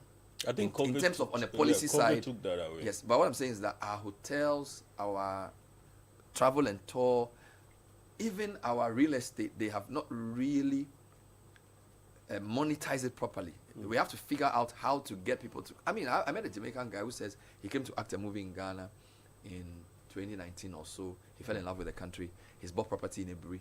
He now runs a restaurant where he sells Ghanaian food. He's telling his friends to come to Ghana. He says, Charlie, why would I want to go back to Jamaica? And all my skill sets are useful in Ghana. There's something that occurs to me every now and then about how we treat our forts and castles. Okay, we should have a way of privatizing it. Yes. Give it to somebody else to run. So even when they are internationally protected. That is even Sky. Because you go to Cape Coast Castle. I mean, look, Obama visited there, and it was a huge thing the world over. You go to even US for a basic visit to the Lincoln Memorial. The experience they take you through when you visit Abraham Lincoln's Memorial, it's immersive. Yeah, okay. It's immersive. It's you feel they can even take you back to some of the wars. All right, because you know it's not, and you buy books, you buy T-shirts, you take photos. You get it. School kids are coming. Here we don't create the immersive. Look, the most emotive place I visited is the Asin Slave River. The first time I went there, I shed tears. Why? Because when you get there, the place is heavy. All right, because that's the place they bring the slaves to wash them before their final. The last bath.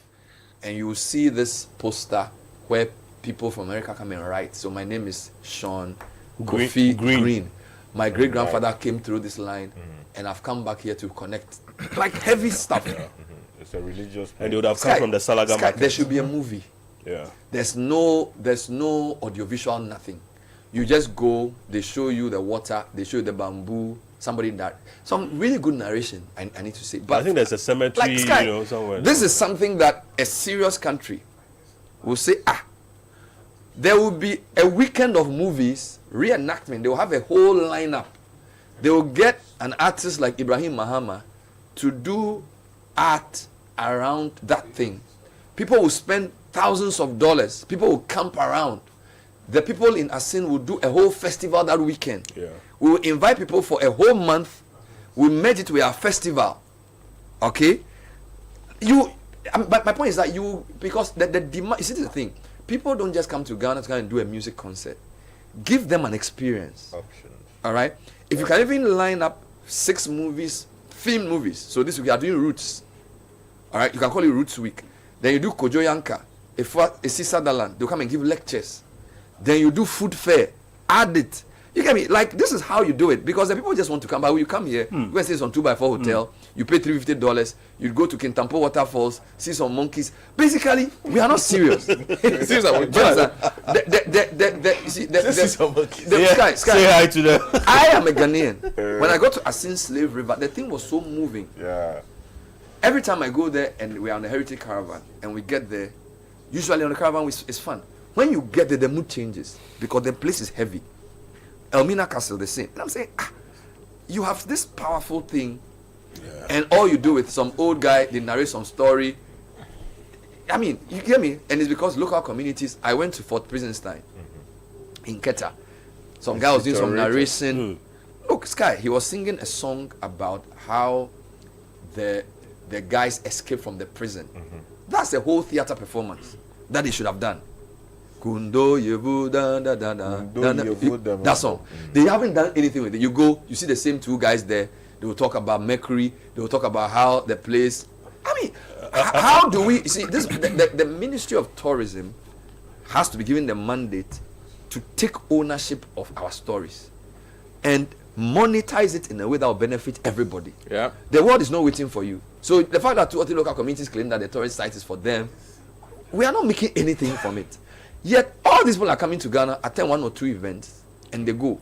Meanwhile, Sky, right now, remittance has overtaken FDI. Yeah. People want to own their stories. Yesterday I met a guy who's the mayor of a town called South Fulton. It's called Kobe something. He says his town, they are 93% black, so it's the blackest town in America. He's calling for partnerships.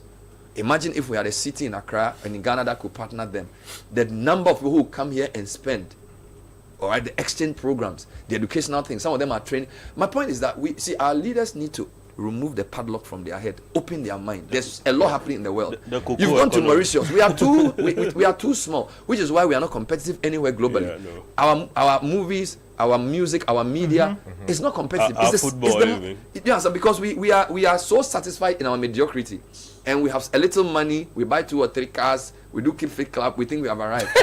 People are doing great things that are registering. The world is looking for authentic content. Look, when you read some of these articles in The Guardian, some of our guys are great, right? But they are looking for, in Ghana, in terms of authenticity, we have it. But we have not been able to convert that potential. You know what I'm saying? We have not been able to convert that potential into a real experience. So Christmas will come, 30 December will go, a few dollars will be made. You don't build any institution around it. No. How on earth, with all the slave forts we have, there's no proper movie done by a Ghanaian to even reenact anything? It's terrible. Bernard, it's completely mediocre. On my last trip to the States, I went to the Justice Initiative. So it's called the National Memorial for Peace and Justice. It's in Montgomery, Alabama. That story. Bernard, this thing you are saying now is curated under the theme from enslavement to incarceration. So it starts from the departure from here to 2024, where it's no longer a matter of being enslaved, it's a matter of being incarcerated. And Bernard, this is Montgomery. This is in Montgomery. So we're talking Rosa Parks. Yes, Bernard. You can spend 5 hours in that building. You won't leave. You won't leave because you are not done. You are not done. When you are done, when you leave, the souvenir shop is there, the restaurant is there serving authentic soul food. Oh, there's even a food angle. Bernard, soul food. Authentic soul food to heal your body. What caught my attention with what you said was, Bernard, the narration. Okay, if you enter they created they reenacted how black slaves were kept. My God. In certain rooms, how they looked after white people's children, for instance. And so they've created these holograms. So as soon as automatically, if you enter that section and you're looking into a particular door, for instance, an image appears and starts talking to you, telling you the story. You will be moved. Sing better, you will weep. You will be moved. I'm telling you, you will weep. You will be moved, yeah. You see, there was a section where they have gathered sand, almost 2,000 glass jars of sand that represent every black person who was lynched during the Jim Crow era, named, tagged. Jesus now, Christ. what even caught my attention more, there's a section of that exhibit that is created by a Ghanaian, Akoto Banfo, in Chinchim, Adan. So he has a film exhibit there, as well as his own section that where he's put on display the slaves that were transported from here. So he has, that shows just the sheer pain of these slaves. Now there's also another part where if you leave and you walk up, it's a graveyard. Oh, in the same... Bernard, it's a graveyard. And it's not like there are actual bodies there.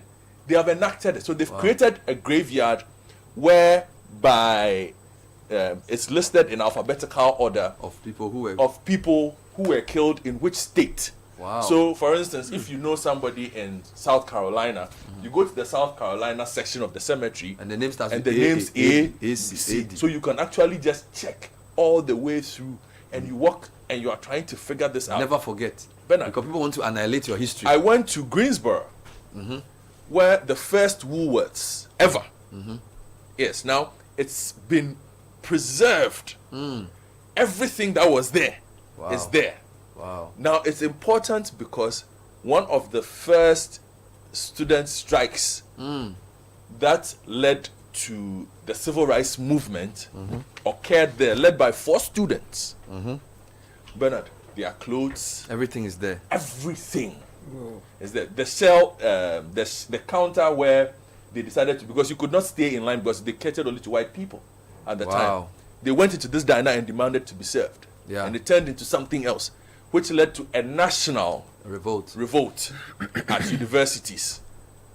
And Bernard, everything is there. So for me, it's the story. Did you pay to go to these centers, or once you pay, it's a whole experience? No, so you pay. We even paid ahead of time. We didn't pay there. No. You have to book. We booked online, made our payments. Was there a lot of people there? Yes, and it's in sections, so you can only be there. They know it's the 3 o'clock crowd, so they give you 2 hours. Wow. You are there 3 to 5. You can decide to extend it. Bernard, because you can't finish. Imagine if you go with your daughter.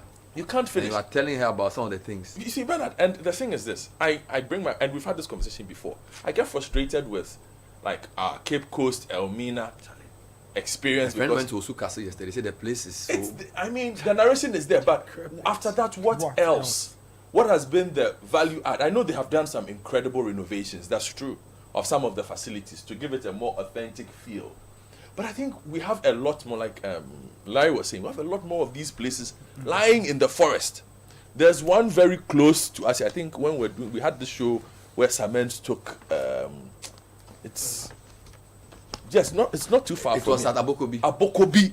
Sesame. Yeah. Yes. Sesame. You know, we've got old governors' residences. Somebody sent me a message the other time, said the first post office in this country is, I think it's in Cape Coast or Takrade. Bernard, it's broken. Like, if somebody doesn't tell you that this is the first post office in Ghana, you won't even know. My God, is it not more because of the way? I think part of it is the way we think. I feel like we don't have a proper appreciation of our history and our stories. No, but and we don't value the ministry for. No, it's not a ministry thing. It's a mindset thing. But there are people who work there. What is the mindset? Let me explain. You see, it is what you value that you treasure. Okay. So I feel like as a generation has been born that has no regard for their history. And they've been miseducated about who they really are. For example, most of us, when we went to school, when you take a history book, the first history you read is about the Europeans came to Ghana and slave trade. Okay. So we haven't even written or documented our pre-European history properly. And it's not taught as we speak. If a child says they are doing history in school in Ghana, what do they learn? All right. Then the question of exposure, okay, and then the question of the legitimacy of the state in managing these spaces in a way that is not state capture.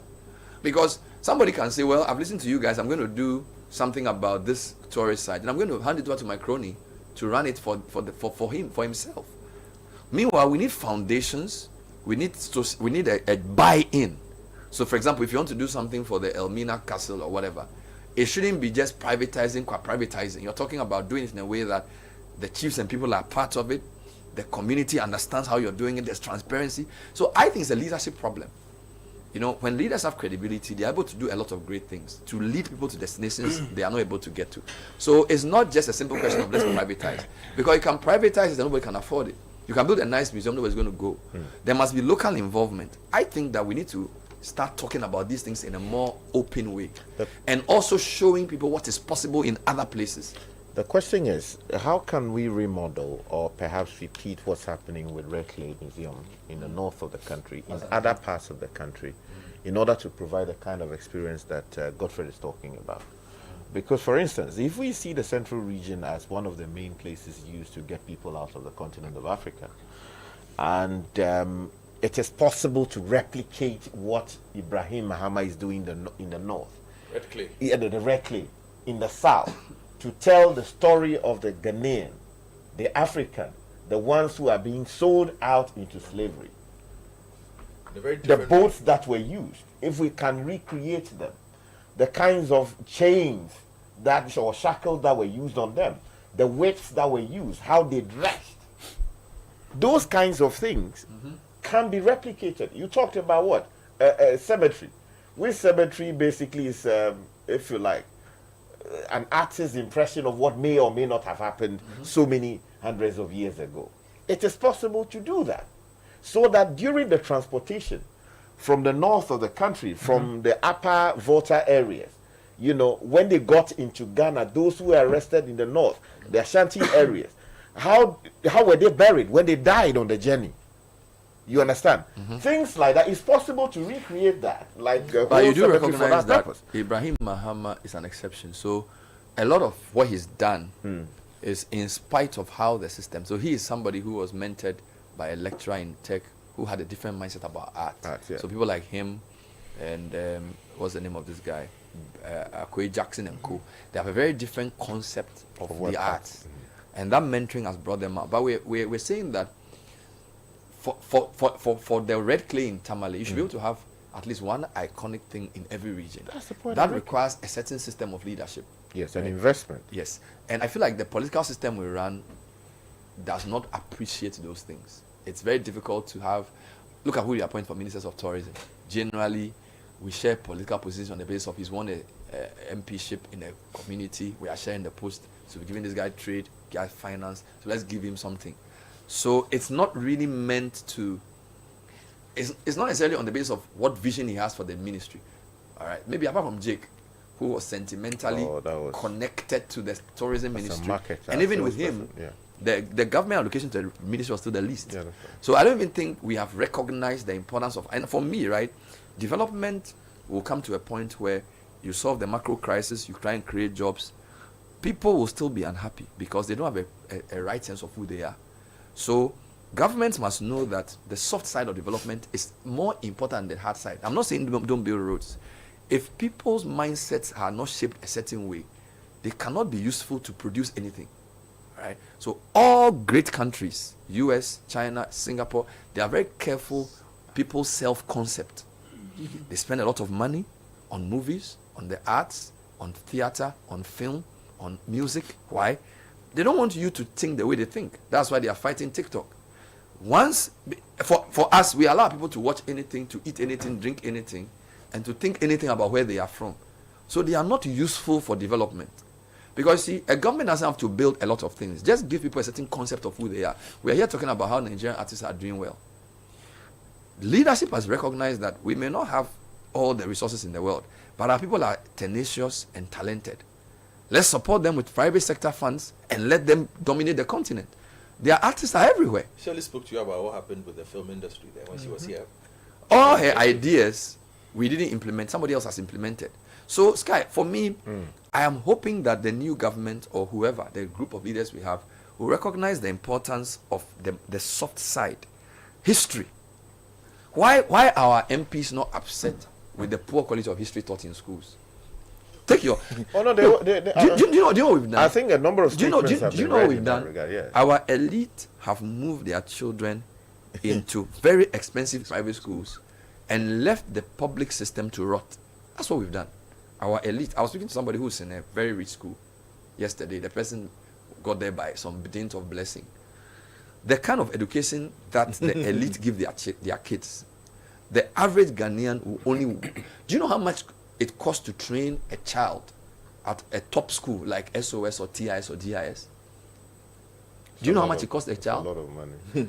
So that's the track where the elite actually educate their kids. The rest of the ordinary population go to Mamprobi 4. Go to Mamprobi 4 and go and pick somebody in JHS 1 and take the books they read and take what they are taught. Take the condition in which their lecturer teaches them. And I'm saying that if we want to develop a country, we must make sure that the average citizen gets a good quality education so that he has a right self-concept and he understands patriotism in a way that he will be useful for national development. So that when he becomes a DC or an MC or a parliamentary candidate or a police station executive, he will not be bribed. You see, so we lose it in the classroom because we spend a lot of money to educate the elite kids in high-level schools, send them to Ashesi or Harvard, and they come back and work at the top level of banks. Then we leave everybody else to go to hell. Go to St. Petre. There's no proper toilet in the school. He's not getting any. His teacher doesn't have time. He has 80 students. He doesn't have time to teach. So the kids, they go and they do anything they want. So by the time this guy grows up to become maybe 26 years old and he now joins MPP or NDC as a, he will collect bribe. Or he becomes a policeman. Just something. So we are destroying the country. And so if we don't wake up to start thinking about what makes countries great, it's institutions and mindsets. That's what makes countries great. Institutions to preserve things you do, but mindsets to inspire people to be excellent. Because if we take, and I'm not here to romanticize Nigeria or anything, or Kenya for that matter, but I'm just saying, if you take excellence on the continent, we have created a society which has a good history, great past, but we are not competitive on many levels because we are satisfied with the surface. We are not You see, you have to get to a point where you must want more depth. The reason you go for more education is that there's a certain level you feel dissatisfied. You did parliament for many years. You were excellent. You could have said, let me be the parliamentary correspondent for the next 30 years. I said, no, there's more to me. So let me go and read the law. First, let me go and do economics. Let me go and read the law. Let me go and do AI. That thing in you that keeps you aspiring, a nation must have it collectively. So we have individual brilliance. Ghanaians are brilliant individuals. But as a society, we have flattened out. We are not, and people respect us on the continent. So we have everything going for us. All right. But I'm saying, if you really love Ghana and want Ghana to be the place you want to be in 30 years, go and educate people. Go back to the classroom and look at the average JHS1 student in Mampru before. Because that person will be the guy who will be collecting the market toll in 10 years. That person will be the guy who will be teaching in the classroom in the next 15 years. That person will be the guy who will be the police station executive, who will become an officer of the enumeration for statistical service. And if this guy is corrupt, poorly educated, has a low self-esteem, they can't fight for the country. So if they go and play in football, we will be beaten. They go to Olympics, they don't excel. So you see the mediocrity now manifesting. Black Stars, Bobo, Olympics, nothing. Movies, nothing. Media, nothing. So there's a general decline in quality in the society because the people who have been entrusted with influence and power, the elite, they've checked out, they are selfish, and they are not concerned about. I mean, yesterday, I met some people who were teaching kids in one of the basic schools in Mamprobi coding. It was just incredible. So these are like 200 kids. And these guys did an essay competition. These are diaspora guys. Beautiful. Every week they go and they are saying, look, we can't just make this coding thing some high level that are beating. So they went to Mamprobi 4 basic, JSS1, JSS2, teaching them writing, teaching them coding. They say, you guys can be competitive. They did an essay. This is how you develop a society, by not leaving anybody behind. But what do? We all strive to get to the top. And when we get to the top, we kick the can from everybody under. So we will not produce excellence in society because we have left we the elite have left everybody else to go and perish. And we praise ourselves because we meet each other at our own parties and our own churches and our own programs, and we pat each other on the back, leaving a miseducated, misgoverned society behind. That's not great. We have to work on that. Godfred. I just have a couple of messages for you. And speaking of, there's a school, I don't know what is happening. There's one of these, Kaneshi 1 and 3. Or is that Udome 1 and 3? They name the 1 and 3, Yeah, because they have to go in groups. They have to go in. So, yeah. But they don't have enough class size. Bernard, I've been there 3 times. So they go and upper me where I've been there 3 times. It's not your average public school. What's happening there? I don't know. Maybe the head teacher is doing something well. Perhaps, but it's very much like your standard private school. Even though it's a public school. Even though it's a very public, this is a very old school. It's been in the Audome. Yeah, enclave for a very long time. So maybe those who went there can tell us what it is. Because when you enter the school, you get a sense of this is not your average public school. Even though it is Kaneshi 1 and 3 at Audome. Again, if you look at and I addressed this with you. The first day I went there, I was surprised that the profile of parents who were there, who had showed up to pick their children up from school. I was asking myself, what kind of Saito is this one? Which means that the school has managed to either create something. So I don't know. But anyway, let me take a couple of messages for you. And Bernard, on this tourism thing, there are a lot of people who want to speak on this. So I will give you somebody to. No, I'll be happy to ask questions. Because I'm looking for somewhere to do. Like we have also forgotten. Yes. Social media. Yes, I'm going to give you messages. Today is not a normal day. Today is not today is 24th. Yes. So we are not doing. So Caleb, let me read the messages and then give this to Fred for me. I beg you. Right. Bernard, you've made my heart heavy this morning. I don't know what you said, but when you described the Asin Slave River, I felt this heaviness in my heart. Yeah. Your idea about a reenactment is brilliant. This is Scatter from Koforidia. Bernard, when I went to Fort Prisenstein in Kita a year ago, I was told the caretaker had gone for lunch. So the place was closed. Wow. I waited for about an hour and left. Then you put the mercury in some small bowl and show it to you that this is the mercury. And there you go. Another thing that hinders tourism. I would narrate this on 2x4 story that Charlie. It's not his fault. Another thing that hinders tourism is that our spaces are too dirty. The beaches and the streets are all filled with garbage. I had some friends visit me from Germany earlier this year. They mentioned that we have a nice country, but there's too much filth.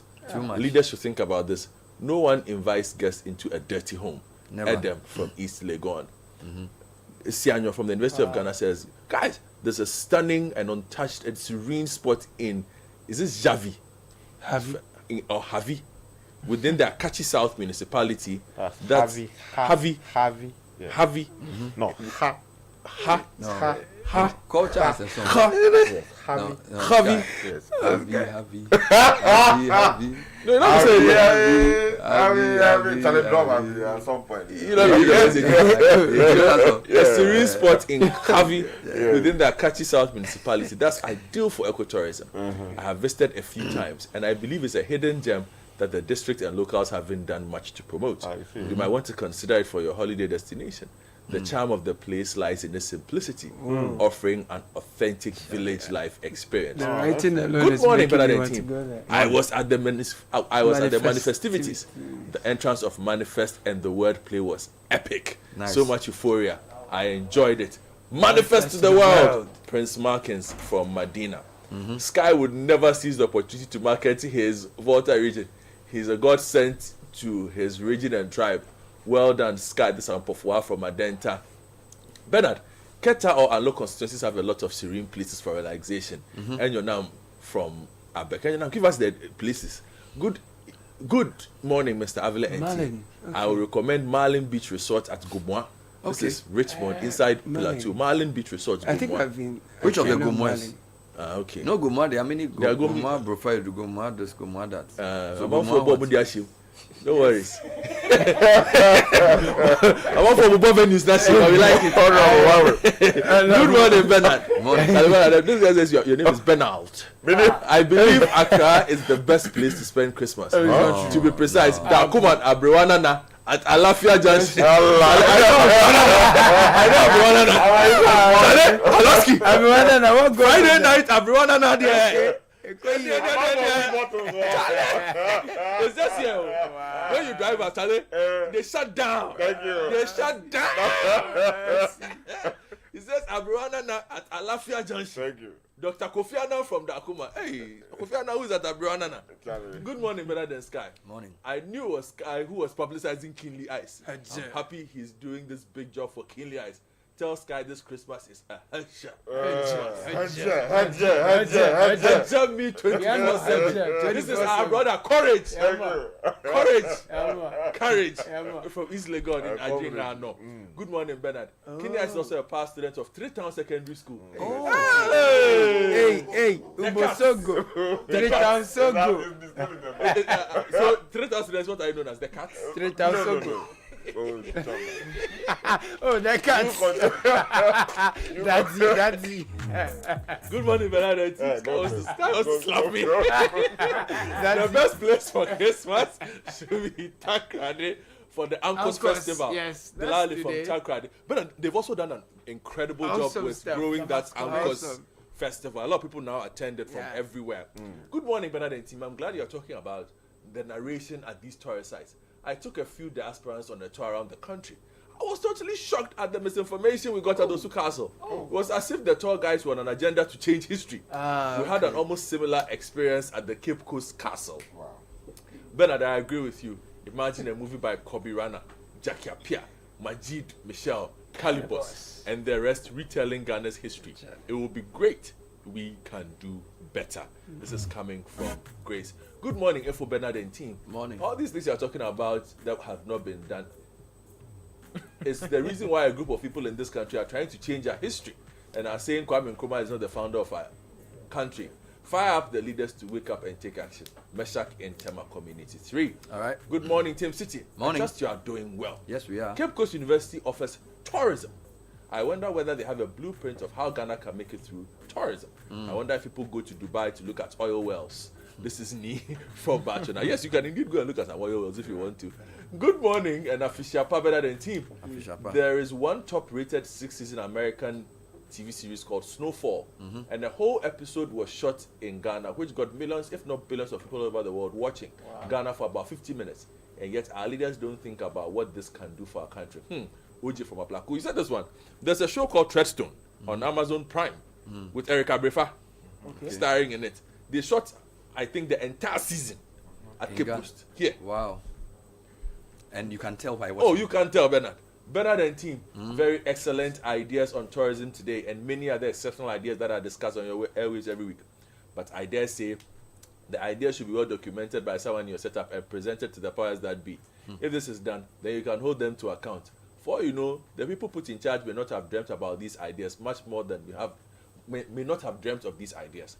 When their eyes are open to these ideas, as they read them, they may put them to use. Let's also try that. So keep the messages coming in. Time check, it's 8:21. Situation of White Party sold out officially. Here are a few quick announcements. But don't forget, I needed 2 pieces of information for you. Best place to spend a Christmas break outside Accra, let me know. And what event have you attended that you've enjoyed? Send me a WhatsApp 054-998-6996 after the break. So, Nathan, let me hear from you. Yes, the Lift Up Network is a gathering to inspire, empower, and equip current and emerging leaders with innovative strategies, practical tools, and networking opportunities. It's happening on the 27th of December. La Palma Royal Beach Hotel. Time is 2:30 p.m. The speakers, Professor Joseph Osafo, Dr. Joyce Ayi, Mrs. Renee Boating, and the host is Dr. Eben Mensah Atipo. MOG Music will be there to minister. Rate, of course, is free, but register for a seat on 0538 307 600. Make the holidays unforgettable. Treat your family and friends to a celebration at the African Regent Hotel. Come for unforgettable performances this and every Friday at Zong inside the African Regent Hotel from 6 p.m. And if you are in need of a modern equipped space for conferences, meetings, and parties, you are a call away. Get in touch 0268 265 538 or send an email mkt@african-regenthotel.com. African Regent Hotel, simply Afropolitan. And 26th of December is when the Explosion of Joy 2024 is happening. The theme is Living Sacrifice. It's happening at the Accra International Conference Center. Rates 150 cedi single, 250 double, family of 5 or group of 5 is 600. There are 2 shows, 2 p.m. and 6:30 p.m. Dana Hamilton, Team Eternity Ghana, and Rebirth Ghana are the guest artists. And you can get a ticket by dialing *725 *1400#. So that's what's happening. Media partner Citi FM and Channel 1 TV. Explosion of Joy 2024, Living Sacrifice. So if you're looking for litigation-free land, then contact Royal Kingdom Estates. They specialize in land acquisition, construction, design, property management, and more. We have properties in prime areas like Accra and Abri with land starting at 90,000 Ghana cedis. Of course, there are flexible payment plans. There are affordable homes as well, ranging from 2 bedrooms and premium furnished apartments for short rentals in East Airport. So visit us at Cantonment opposite Soul Clinic International School. Call these numbers 055-755-5909 or 0272778880. Send us an email, info@Royal Kingdom Estate, Royal Kingdom Estate Building Communities, Nurturing Dreams. Okay, so where are you headed? Are you going shopping at the mall, buying fuel for your car, or you're enjoying your favorite meal at a restaurant, you're getting home essentials at your favorite shop? Whatever you're doing, do it with the SG Visa card. It's your best option to make payments for goods and services online, anywhere with a point of sale machine that's as well. So enjoy a world of amazing opportunities available with the SG Visa card. Go about your business anywhere in Ghana with that comfort and security with SG Visa card. Find out more. Call 0302-214-314. SG Ghana, the future is you. Let me tell you about the innovative minds at Wiggle Vision Limited. They are Ghana's leading technology company, and they have come together with Frog as an ultimate USSD OTP bulk SMS messaging platform designed to transform your business communication. So with Frog, you enjoy the lowest and unbeatable messaging prices to all mobile networks in Ghana, whether it's bulk SMS, voice SMS, IVR, USSD, OTP. Solutions are tailored to help your business reach more people faster. At Wiggle Vision, we are not just building software, we're building trust. Our secure APIs and developer tools ensure seamless integration for businesses big and small. So if you're ready to take your customer outreach and engagement to the next level, reach out to us online, www.wiggle.com.gh or sms.wiggle.com.gh. Call us 0554 170 599 0553 019 529. Today, Wiggle Vision, empowering businesses one message at a time.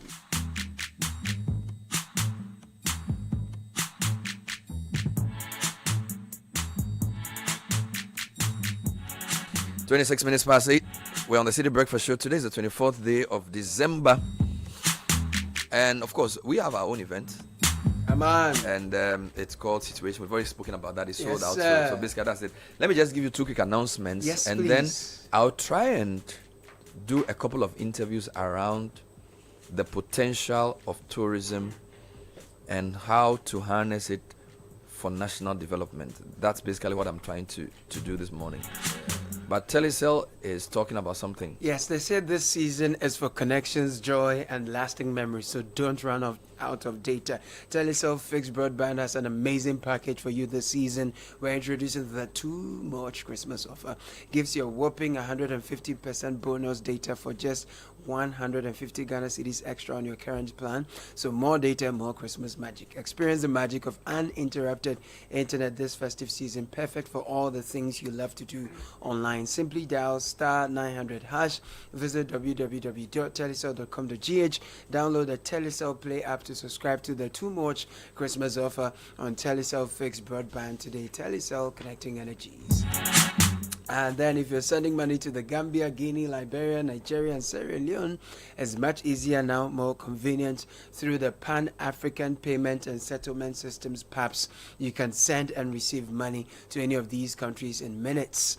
All you need to do is to visit any of our branches across the country with your cash, and your money is transferred in no time. To receive money, all you will need is a First Bank Ghana account. This is another way we put you first. Find out more about PAPS. Call 0596 921 921.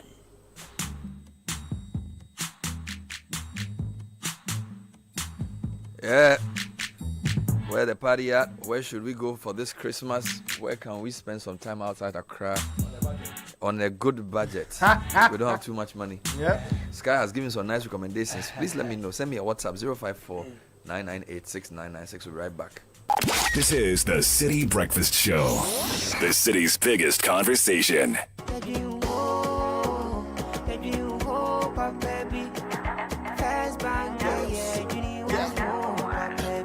looking for a bank to rely on?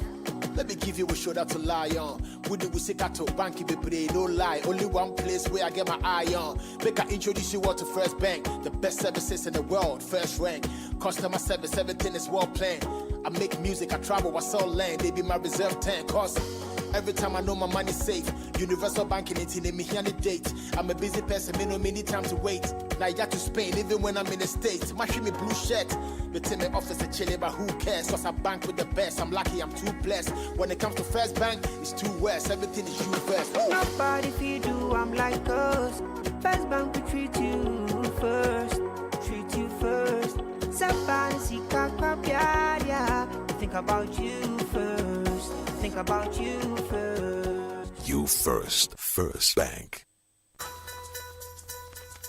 It's the season for joy, laughter, and endless connections. With Telecel Fixed Broadband, you get 150% bonus data on your monthly bundle when you subscribe to our Too Much Christmas offer for just 150 Ghana cedis. Experience the magic of uninterrupted internet this festive season, perfect for all the things you love to do online. Yes, 150% bonus data for only 150 Ghana cedis. Dial *900# or visit the Telecel Play app or web to subscribe now and experience a holiday powered by Telecel's unmatched fixed broadband data. Telecel, connecting energies. So let me go over the list again. A couch set, plain thick curtains, bedside lamp, and what else?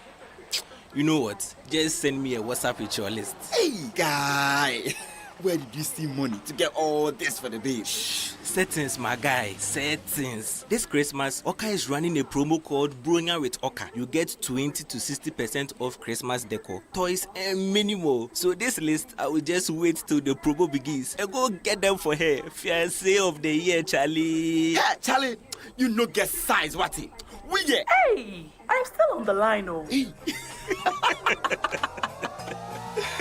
This festive season, Oka Deco is making your holiday dreams come true with massive discounts from 20% to 60% off Christmas decor, toys, and many more in store. Don't miss out. Visit Oka Deco on the Spinters Road and Asokwa Kumase. Think home, think Oka.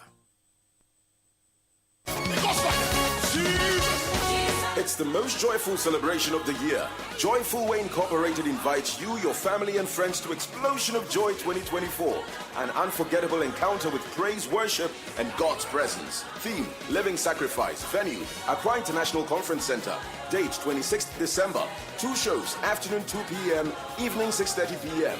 Rate: 150 cedis single, 250 double, 600 cedis for family or group of 5. Guest artists: Diana Hamilton, Team Eternity Ghana, Rebirth Ghana. Main sponsors: IT Consortium and Stanbic Bank Ghana. Supporting sponsors: EcoBank Ghana, Tide Company Limited, Enterprise Live, and His Majesty Phones.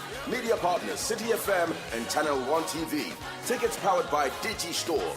Grab your tickets now and let's make a joyful noise together. Explosion of Joy 2024. Live in sacrifice. See you there.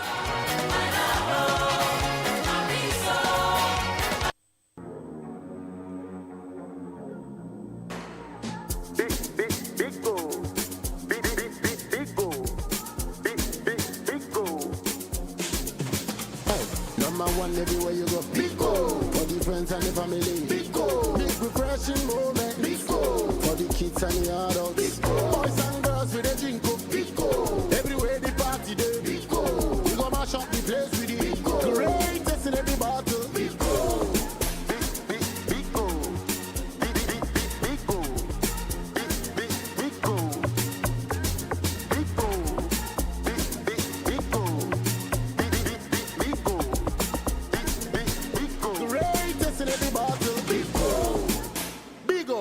Refreshing moments. Big old drink. Big refreshing moment. Another quality product from Trillium Industries. This advert is FDA approved. Oppo durable ability, 36-month warranty. Are you looking for a phone that's built to last? Meet the Oppo A3 series with military-grade shock resistance. It handles falls without a scratch. It's the only phone in the 2,000 cedis price range with a Qualcomm Snapdragon processor for exceptional speed. With its fast charging, just 2 minutes of power gives you 1 hour of call time. Oppo durable ability, 36-month warranty. Oppo durable ability, 36-month warranty. Are you looking for a phone that's built to last? Meet the Oppo A3 series with military-grade shock resistance. It handles falls without a scratch. It's the only phone in the 2,000 cedis price range with a Qualcomm Snapdragon processor for exceptional speed. With its fast charging, just 2 minutes of power gives you 1 hour of call time. Oppo durable ability, 36-month warranty.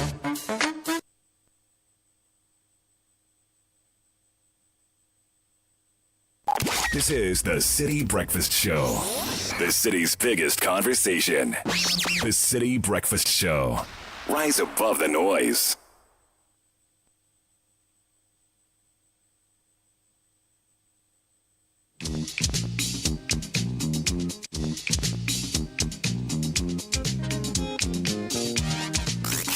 Unleashing the power of relevant radio.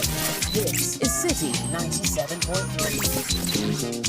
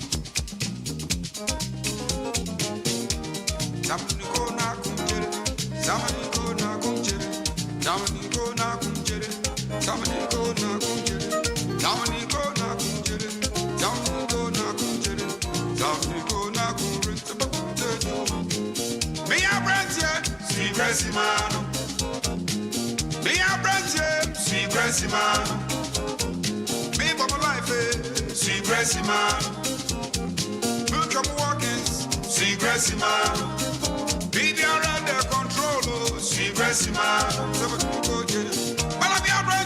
Sweet Gressima. Sweet Gressima.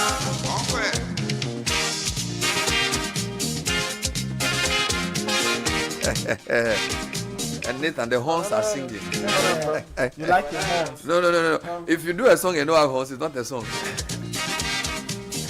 JW bringing time to 8:36. So we're trying to, and okay, let me just give a background to all this. Yesterday, I attended an event, and I was so happy. The Beyond the Return Secretariat organized an event to reflect on what the past 5 years had achieved, and I thought Akwesi Ajima and his team had done a fantastic job with the year of return and Beyond the Return. All right, but one of the things I was wondering on was how can we sustain the gain? So that's one angle. The other angle was that there are little things that we need to do to make us more competitive on the tourism level. So the toilets, the roads, the tour guides, these tiny things that we need to do.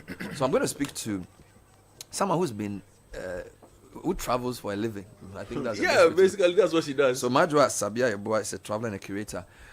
I think she can help articulate better what I'm trying to say about our potential and then the experience and what some of the things we need to just work on, so that when people come, the experience will be much better, and then they would stay longer, and then we can create more jobs, and we can live happily ever after. So, Majwa, thanks for joining the program. Sorry, I've called you impromptu into a discussion you probably didn't know about, but I'm told you are quite the traveler.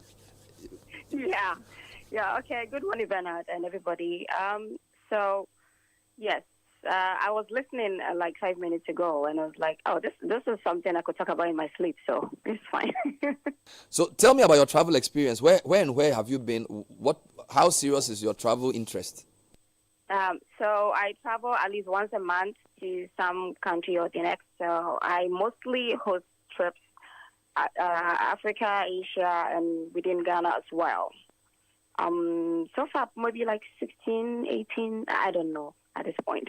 Wow. But I repeat countries a lot because, like I said, I host group trips. So in a year, I could go to the same country like 3 or 4 times, depending on the number of people I'm hosting. So before we talk about Ghana, tell me about 1 or 2 of the most fascinating places you've been to. That would probably be the Philippines. It surprised me. And Rwanda as well. People get surprised when I say that because they don't really expect much from it, but it's a very interesting country, way more interesting than we actually think it is. Yeah, I love Rwanda a lot. So Rwanda and Philippines are in the top 2 for you. But do you travel internally within Ghana a lot? Do you travel internally within Ghana? I do. That make up like 50% of the work I do. So yes, I actually came from Cape Coast just last night. Give me your top 3 interesting places in Ghana you visited. In Ghana? Yes, in Ghana. It used to be, I would say used to be because, now we've ruined the beach there. So there's a place called Butre Beach. It's tucked at it's next to, normally people think Busia, but there's Butre as well. It's next to Busia, and it used to have probably the best beach in Ghana. Now it's no more. I love Akosombo as well. I feel like maybe just for the water's sake, but it's also there's this calmness about Akosombo that I like. And maybe anywhere in the Volta region, honestly. Biakpa, driving down to Fume, all the way to like really that side of town as well. I love that place. I feel like it's it has best of both the greens, the mountains, the waterfalls, and the people.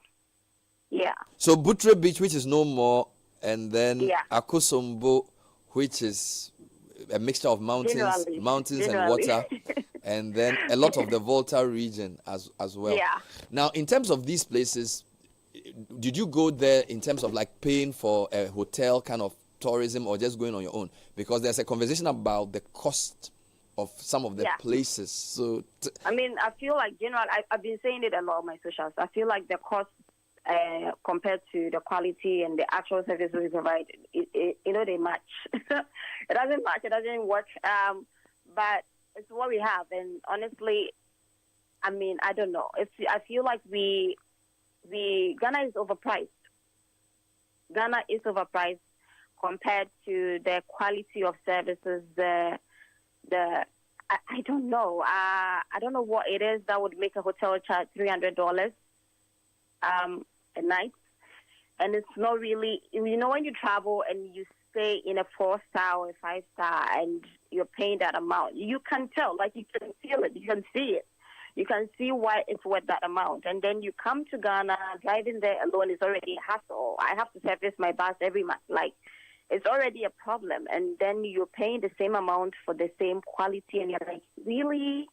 There's this funny thing people say on Twitter about the fact that it was 30 view, Milo and 2 sausages and 2 eggs. And then it's like, 5-star.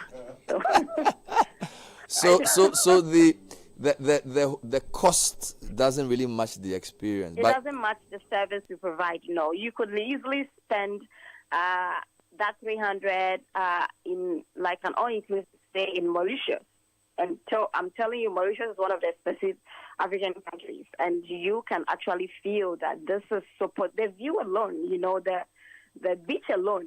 Ghana doesn't have the kind of beaches we should be charging the amount, but I mean. So you use the word all-inclusive. We don't seem to do all-inclusive in Ghana. Can you explain what it is and why in Ghana we don't seem to be having all-inclusive packages? I feel like even with the way the regular packages are, if they actually did that, nobody could afford to go anywhere. I travel a lot, and I do get some travel perks, but I can't even afford a lot of places in Ghana. If I decided to go on like a vacation somewhere, I couldn't afford to stay somewhere in Ghana. Most places, honestly, in Ghana, because the price and no. So for these places you mentioned, so let's say the Boutre place or the Akosombo, if you were taking 30 people, the most expensive part would be the hotel, right? Yes. Because then, even though you could get them a bus to drive around and visit sites, the cost per head on the hotel would make it almost an impossible business proposition. Exactly. Yeah, I mean, these places used to be kind of a hideout. It's a hassle to drive like 8 hours from Accra just to get there, but people would go either way because, I mean, you get there and it felt worth it, and the rooms were really moderate, like a 500, 600 cities for a nice room with like an ocean view. Now, I mean, the beach itself is nothing to look at now, and the rates have probably doubled. So, yes, the pricing for just hotels alone just takes like 50% out of a budget when you're planning, curating a trip, for example. And then you have to also worry about the tour attractions that they overcharge you for, that nothing really, and don't worry about your fuel. Getting people there as well. So there's like so many things that come into play, and then just the hotels alone take like 50% of the entire cost. And sometimes you have to actually make people share rooms, because honestly, people can chunk out like 4,000 cities for just a trip that lasts like 2 days, not for the average. So in terms of the shared places to look at, we have the potential, but the economics around it, what makes it a difficult proposition. We don't. I don't know what it is that makes Ghana so overpriced. Honestly, I do not know, but I feel like the quality should match the pricing. The quality should match the pricing provided. Should match the pricing. If you are spending 3,000 cities a night anywhere that comes with just breakfast, it should be a place you go to that you can remember for the rest of the day.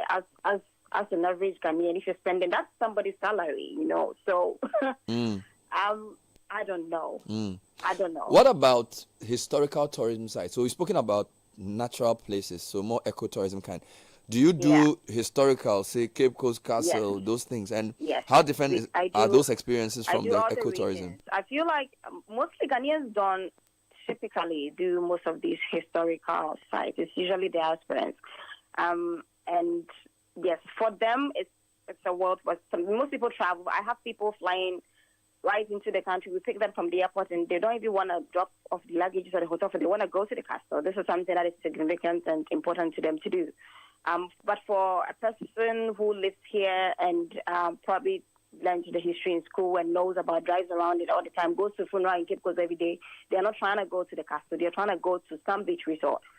They're trying to go do some kayaking somewhere. They're trying to do a quad biking somewhere. They're trying to do like a beach, something that makes their everyday work life a bit easier. So there's a difference in the appeal or what should be offered to like the average Ghanaian versus foreigners or diasporans. I don't know if that makes sense. Yeah. So you are on air today. Let's assume the incoming tourism minister is listening to you. Give the person 2 or 3 things they have to do urgently to make tourism work in their tenure. Oh Lord, I left my best question for the last, and I don't know whether it's my phone. No, I enjoy talking to her. I'll probably put her back to give me some recommendations. But so you see, the places are great. The cost. Yes, the cost is always the issue, and also sometimes not enough things to do. But the cost is a great. You know, we figured out how to go around that with the caravan, but we'll talk about that later. Because we found a way to make it work by getting those 3 buses, getting those 150 people, doing those 10 or 11 regions in 7 days. Is highly subsidized. It's heavily subsidized. Yes. Of course, the model we have, you have advertisements, media partnerships, and all of that. I think probably that could be the way to go. All right. And again, we have a lot of diasporans wanting to be on that. Yes. So we have a nice blend of Ghanaians. What I noticed is that a lot of Ghanaians want to travel the country. Because that's the kind of package they are normally used to. Where maybe you would have some of the diaspora and somebody... You're right. It's like all-inclusive. All-inclusive. So the person all-inclusive, perhaps lives in Florida, has planned all his or her life to go and see Washington. So there's a bus. There are 25 people. They get picked up by a bus. They go here. They do everything. So the caravan it answers that. Yes, but answers that for them. It's tough to pull off the hotels, the roads. The logistics of it is crazy. Look, security. I mean, when I went on it, I've been on it like twice. All right, and we work. Yes, you work. But even with working, it's such an eye opener. I mean, you have no idea how spending a day in the Western North region, all right, what spending a day in Western North region means for my journalism. For somebody who's read about places like Yinehin, Awaso, Chebi, and all those places in books, and then actually seeing Yinehin physically, or going to Takwa and talking to people in Takwa about life in Takwa and the roads, interacting with a guy who's been listening to me for like 15 years as a teacher in Takwa. It's for just or you get to Paga, and somebody offers you free guinea fowl and then says, "Hey, Charlie, you guys on air are great." But my point is, even for me as a journalist, so empowering to just spend a few hours. So imagine why more Ghanaians will have an opportunity to do this. So I think that the industry must sort of have a nice balance between cost and volume. So you can make money in 2 ways: value or volumes. Our tourism industry is not getting the volumes. All right, we have more on the high end. But I think in the US, when I went to the US, they have a massive domestic tourism industry. Yeah. I went to the San Diego Zoo on a Saturday, and the number of people who were waiting to enter the zoo, and I'm like, where are these people coming from? They're all Americans. All right. So Majwa, I want to ask you my last political question. Advise the incoming Minister of Tourism. What 2 or 3 things do they need to prioritize so that the industry can live up to its potential? I feel like there should be some quality control. I don't know how people attach ratings and all these stars to the hotels, but usually we know when people are coming to the country, when they don't know people like me that do what I do, they rely on online ratings. They rely on, they search online for hotels. They ask friends and family. And sometimes the recommendations they get, these people haven't really stayed. They just know for a fact that Kempinski it's a top hotel to stay at, so they recommend it anyway. So my thing is there should be some quality control where they are actually on the ground making sure that these store attractions, there are attractions in Ghana that have no washrooms. It doesn't make sense to take a bus full of people, arrive at a place, drive for 2 hours to get to the place, and then you can't actually use a bathroom. It's crazy. And then there's somebody there charging with a Ghana Tourism Board receipt, So there's so many things they should check, making sure, because they travel. They know how it is when you're out of the country and how tourism is a big deal, especially with how we've advertised it over the past few years. We need to put some quality to the pricing. Some people don't mind coming to the country to spend what they spend here, especially in December, but they can see the pricing and the quality. And every year, it's like consistently every year after they come and go, there's always this talk online about how, it's all partying and nothing of value. And I understand them. I understand they're frustrating. So it's they need to really put some work into providing the quality that matches the price, and or they just have to find a way to get people to charge right. I don't know if that makes sense. So quality control and then the issue of cost are two key things for you. And we need to renovate a lot of places everywhere, honestly. All right. So I'm looking for somewhere to go for this Christmas. Where would you recommend? Please stay home. I should stay home. for a tourism ambassador. Sorry, as a Ghanaian living in Ghana. No, I wasn't talking about outside Ghana. I was talking about Ghana. in Ghana, a place to go for 3 days. Somebody who did not make money this year is trying to make their money in December. So everywhere. So they will charge me poto Misika Besa. Yes. I'm sorry. I'm so sorry. You might need to go in the low season after January when everybody's gone. I get you, because now people are looking to do cocoa harvesting, so they'll finish me. Even those of us with all we work with hotels and they usually favor us and give us discounts. We are not getting them anymore. So yeah. Majwa the traveler. Thank you. Thank you very much, Majwa Asabia Yeboah. Sorry, are you still there? Before you go, I wanted your Twitter handle or something. At Nomadic Majwa. At Nomadic Majwa. Okay. Yeah. I think I need to give her that shout. At Nomadic Majwa. Majwa spelled M-A-A-J-O-A. So she's brutally frank. Yeah, it's just still. Bernard, there are places within the city that you could have spent time with kids and do all this. The Legon Botanical Gardens was one. Then what happened? I think the management has moved, their contract expired or something. Something has happened. There's a legal issue. Let's not go there. Yes. So it's not what it used to be. So it's not what it used to be any longer. What about the Nkrumah Museum? Let me read something I found for Bernard. 2 months ago in October, my secondary school year mates from various schools, we call our association 1960 All Schools, visited the Nkrumah Museum. Our association over the years has toured virtually the whole of Ghana. Wow. At the museum, we were shocked at the extent of misinformation and disinformation. It can't be disinformation. From both the tour guides and in the both the tour guides and in the written descriptions of the exhibits, including spelling mistakes and grammatical errors. As octogenarians who had lived our history, we could not help pointing these out. We had similar experiences at most of the places we had visited in the past, including Amejope and my hometown of Inzulezo. The tour guys at the museum took my phone number and promised to arrange for me to meet the manager. Later for further discussion, I'm still waiting. Our next scheduled visit to the museum is February. Hey, the museum should prepare. But it's the quality matters that Majwa was referring to, and I think a host of messages this morning have also made reference to Let me read the narration of the tour guides. Let me read one for you. This one, I'm not trying to do somebody. Do the person. Let's go.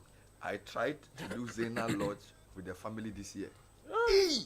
Then I said, how? Infinity pool. He said, the cost. Yeah. He said, I would have spent far more going to Barcelona. Yeah.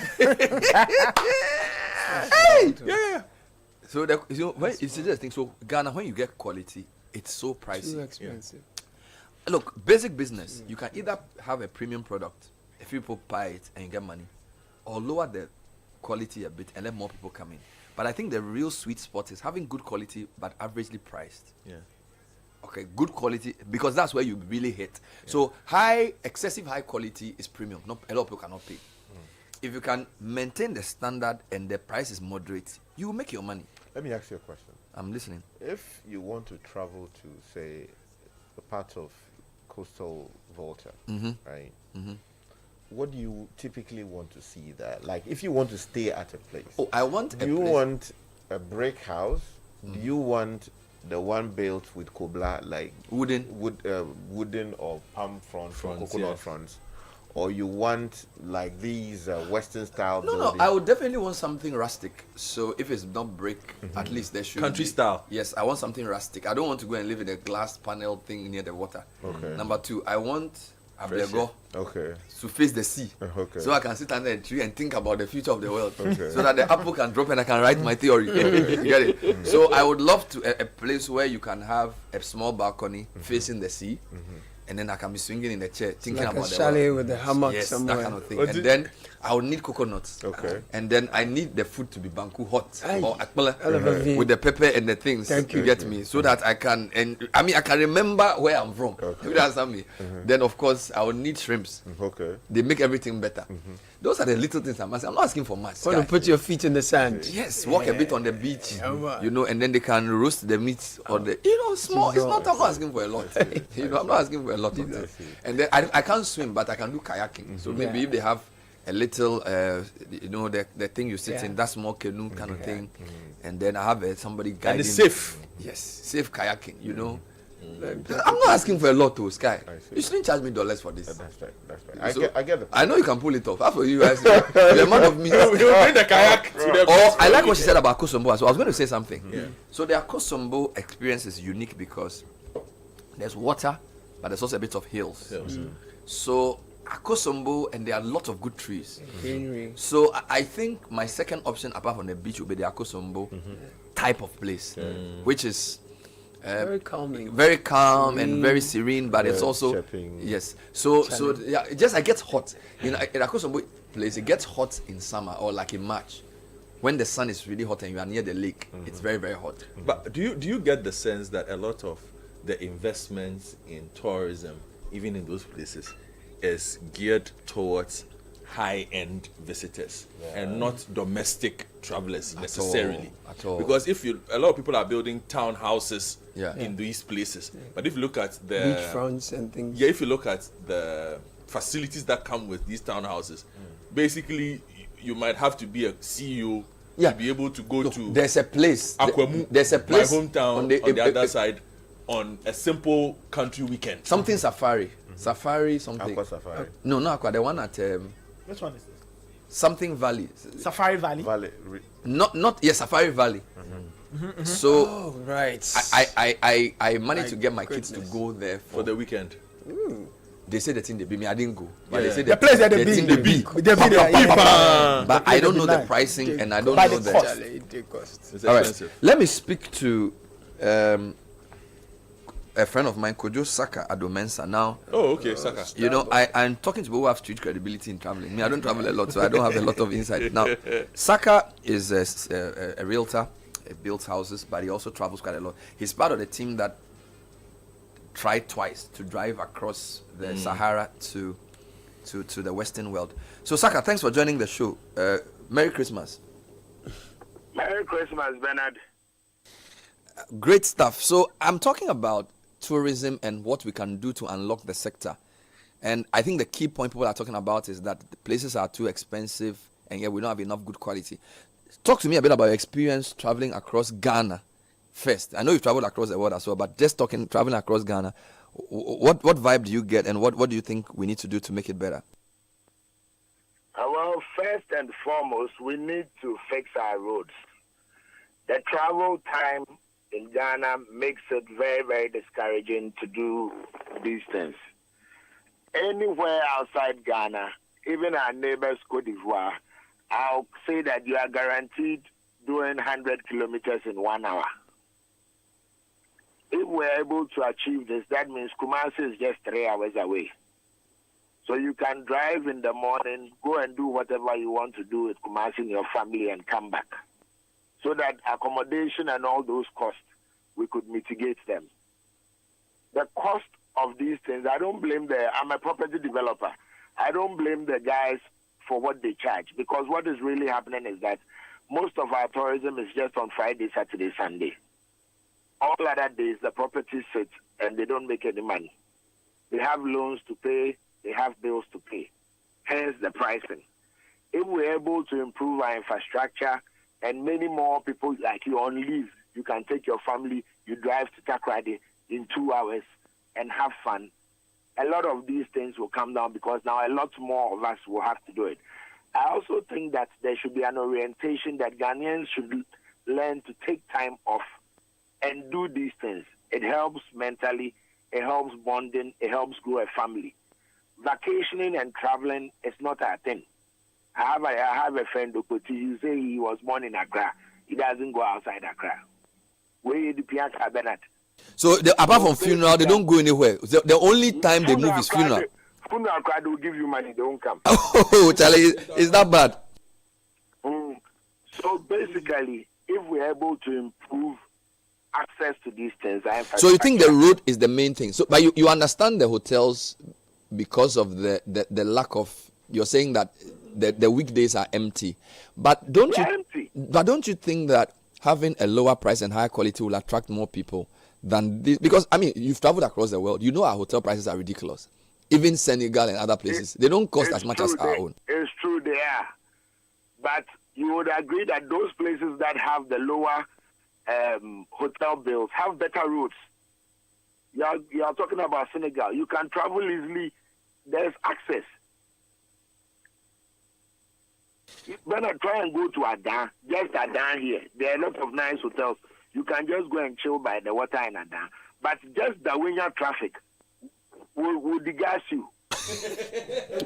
And then when you leave the Winya and you enter the Adan side, the road to the place itself is another matter. It will degas you. If we're able to fix our roads, even an Uber, those small cars, can take you to Tamale or wherever for fun. You don't need all these big cars. Any small car. If you go to countries like South Africa, Namibia, and these African countries that do a lot of local tourism, families driving their normal cars. 3 hours, they are there, they are having a good time. So that it doesn't have to be, we need to go and rent a car, we need to rent a bus and all those things. So, Saka, I get you on the routes. What about the toilets? Why is it that some of these tourist attractions, Charlie, in life, the most important thing apart from food is that thing. And while you go, Charlie, cook billion here, crack, No, that's one. I think GTA should up their game, and they should be empowered to shut down places.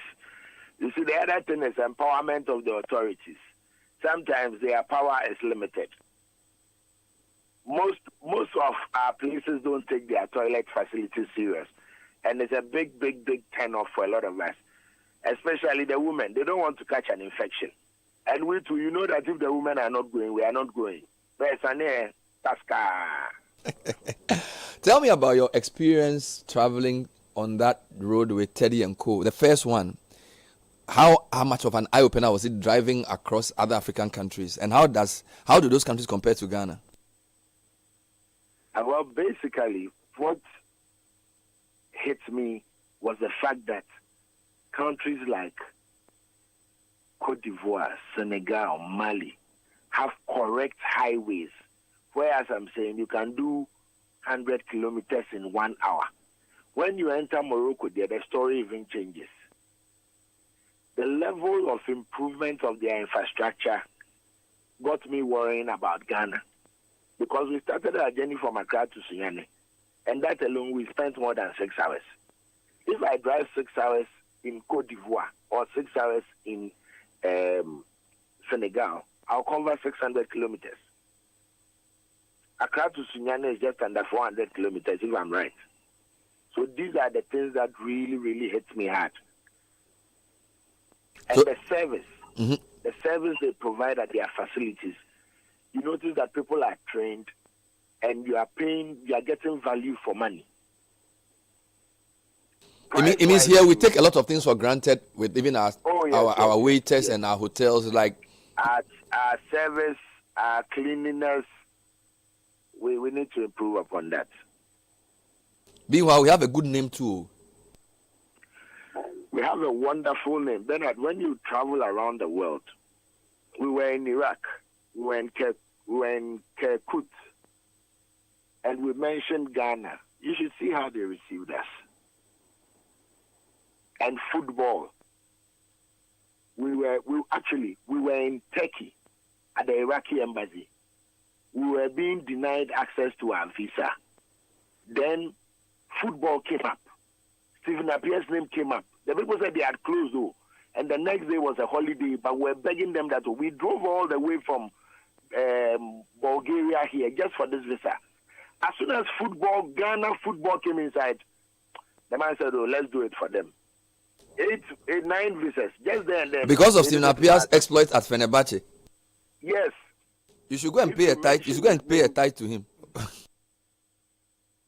I'm paying to him already, don't worry. So we have the name, and if we can improve upon these little things, we can attract, because it looks like people come in December and go. But if the quality of service was higher and the price was much lower, we will be very competitive to even South Africa, Kenya, because I think Kenya, South Africa, Mauritius, Senegal are the places a lot of people with money go to on the continent, right? Yes. Bernard, have you been to Ankos in Takoradi? No, I've heard of it, but I've never been there. Ankos in Takoradi is our equivalent of the Trinidad and the Brazilian carnivals. Is it? Bernard, have you ever been in a place that you were so happy that you were afraid that the happiness is too much? No, I haven't reached that your level. That your level. That is the Trinidad carnival. Okay. And that's the sort of feeling I got when I went to Ankos. Oh, wow. Look, Bernard, Ankos is mad.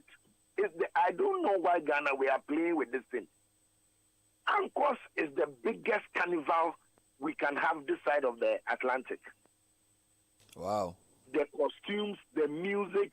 It is Ankos type of carnival that Trinidad has exploited. And now Trinidad, you have to buy your ticket and everything by June for a program that is coming on in February. Hey. Book your accommodation and everything.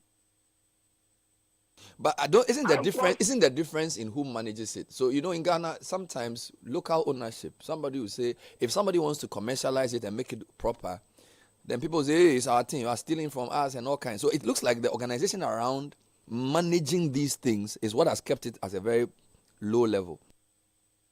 Bernard, these are conversations that I think that GTA and the people that matter and have instance, they used to do it on 25th. And 25th is a day that people want to spend with their families. So I made an appeal to them that I think that they should move it to 26th or 27th. I'm told this year is on 26th. Because the day I got to experience it was a day that Christmas Day fell on a Sunday, so they moved it to a Monday. So early Monday morning, we moved to Takoradi. And we have never regretted. I'm looking forward to this one. I'm told it's 26th. I hope it's 26th, and I'm going to make time to be there. Maybe you should be writing about these things more, because you have a good voice and people listen to you, because your experience is quite important. So the more you talk about them, the more... Now there's a new government coming. Maybe they are listening. I don't know. Hopefully they will listen to what you are saying. Bernard, a study who knows how to write. May I just talk? He's listening, so we'll see. He even sent me a text this morning. Wonderful. Charlie Saka, you're a big man. Merry Christmas. Merry Christmas. But Bernard, before I go, I think that we as a people too must take it upon ourselves to make time to relax. It requires a conscious effort to do these things. It's mainly not about money. It's about a decision to do it and making time to do it. You can decide not to buy that shoe or that shirt and use that money for an experience. Thank you, Bernard. Mr. Saka of Saka Homes is my man on the call. He's called Kojo Saka Adomensa. He's a Motowner. And he's part of the... What's the name of the group that traveled? Wanderlust. Wanderlust. Yes. Bernard, he talked about roads, And I was telling you that from Windhoek to Swakopmund, 7-hour journey, not How a long did it take single you? pothole. How many kilometers? I'm No, sure in the thousands. It's a very long distance. Not a single. We took 7 hours because the road was so good. Every other point you would stop. But the point it makes Maybe about look at the quality road roads. from the airport to Windhoek itself. Yeah, very, very good road. What's the best road in Ghana? Very, very good road. You I travel don't more know. than I do. You know me, I don't go anywhere in Ghana. Because he said if he spent 6 hours from Accra to Sunyani, Yeah. and that 6 hours is about 400 kilometers here. If in any other country, I mean 600 or more. What's our best road? I don't know. I have road phobia, so. Because Accra, Kumasi, they've not finished. Accra, Cape Coast, they are on it. Accra to Ho, Bobo. Accra to Akosombo, another one. Kumasi to Techiman, I'm not sure. So we have a problem. Yeah. Bernard, the Trans-Kalahari corridor is 1,900 kilometers. Not a single pothole.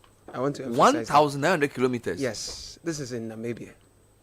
1,900 kilometers. Not a single pothole. Are you serious? Yes. Yes. So when you travel across these countries, because they know you are coming with a camera, they take you to the nice places. Oh, Bernard, you see. They say, that guy from Ghana is coming with his camera. Bernard. So they take you to the good places. No, they don't take you to their. First their, of all, Namibia has the best roads in Africa. You sure? Yes. But Bernard, when I came back from Windhoek, in fact, when I got to Windhoek, I sent you a video of CBD Windhoek. There's nothing. There's no traffic. 1,900 kilometers of road with no pothole. No, not a single pothole, Bernard. So the journey itself is nice, and the landforms are sweet. The landscape, the evening, it's so 7 we know, and it's is not it that we even don't know dark. how to do roads? Because we have road contractors too. So we have everything. So we have got a problem. We have everything. But we need to, but Saka makes a good point with the roads. Sad. Look, a lot of for instance, the easiest and cheapest leisure time for people is the beaches. Yeah. I remember when we used to... Or the riverside. Or the riversides. I remember when we used to do our programs at Botiano. Yes. The first time I came to that program, I was like, I won't come again. It was so far. No, the road, Bernard. Yeah, the road to that was Bojo Beach or something. Yes, the road to get you to the beach. It's like a whole... Bernard. This was 2013, I remember. And most of these areas have not improved. Let me talk to George Kwe. He's the president of the Arts and Tourism Writers Association of Ghana. Right, George, Abuaji. And he's also, he's one of my guys. No, it's not. His claim to fame is what's this character called? Abuaji. George Kwe. First was Abrobe, right? No. George, thanks for joining us. Good morning. Good morning. Thanks, my brother. Good morning to you and to the entire team. Charlie, we are trying to talk about tourism, travel across Ghana, making things better. And I think everybody agrees that we need to do a lot on our roads and also do a little bit more on the quality of service provision and also the pricing of tourism. But Saka also talks about the mindset of Ghanaians, that people should travel across their own country. In your work, what are your thoughts around that sector? Because you also do theater, you do plays, which are complementary. So the performing arts are complementary to this tourism thing. What can you add to the discussion? Bernard, thank you. When we are talking about tourism, I get passionate because there's a part of history that we all fail to recognize. A lot of these places Saka mentioned, and when you travel outside Ghana, you realize that a lot of the facilities are state-owned, but not state-run. In Ghana, it is not necessarily state-owned, but it's state-run. And that is where I think our problems begin, especially those ones that are you go like a Kakum Park and some of these things. It goes as far back as the Aborigines Rights Protection Society, 1897 also, which opposed the colonial land laws, threatening traditional land tenure. So a lot of our tourism facilities are owned by these communities. So while the GTA will be doing its best to invest in, establishing these places, a lot of the money is going to some of these traditional authorities where these tourist sites are located. That is the first problem. The second problem, especially when we talk about the hotels, why it would be so difficult to pay for a 5-star hotel as compared to a 5-star hotel in, let's say, Dubai. Taxes. In Ghana, hotels are paying what? NHIL, VAT, Get Fund, COVID levy, GTA levy, BTA levy, FTA levy, MMDA levy, fire service levy, tourism levy, net for staff, data protection levy, BOP's levy, property rates. It's about 13 taxes that every single hotel would have to pay on that single rental. So this, for me, is a problem from the government side. Now, when it comes to the facility side, a lot of our facilities, and I think, was it Saka who mentioned that a lot of them make sales just over the weekend? Yes, Saka. Why? Yeah, but why should it be so? It is so because they think that is the only time they can make money. They don't realize that when you're operating a hotel, you're no different from the one operating a chop bar. And you should advertise every single day. Hotels in Ghana, a lot of them, I would say, are lazy.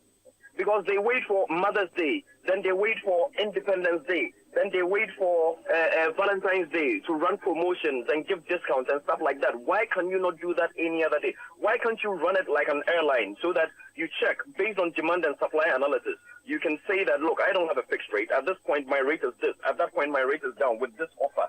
So if you really want to make people travel during the week, people can travel during the week and patronize. But if I have to come to a hotel in, say, Cape Coast, for a Friday to a Sunday, and I have to come a Tuesday to a Wednesday, and I'm paying the same, then you are not doing business.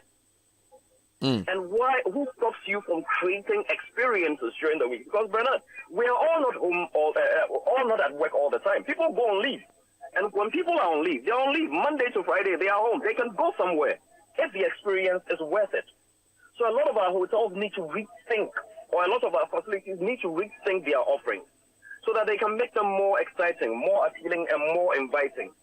Then, of course, as for the roads and everything, I have said that, look, if you're going to tax us all right, but use it to develop our sector. Look at the litany of taxes that I mentioned. What is government doing with all that money?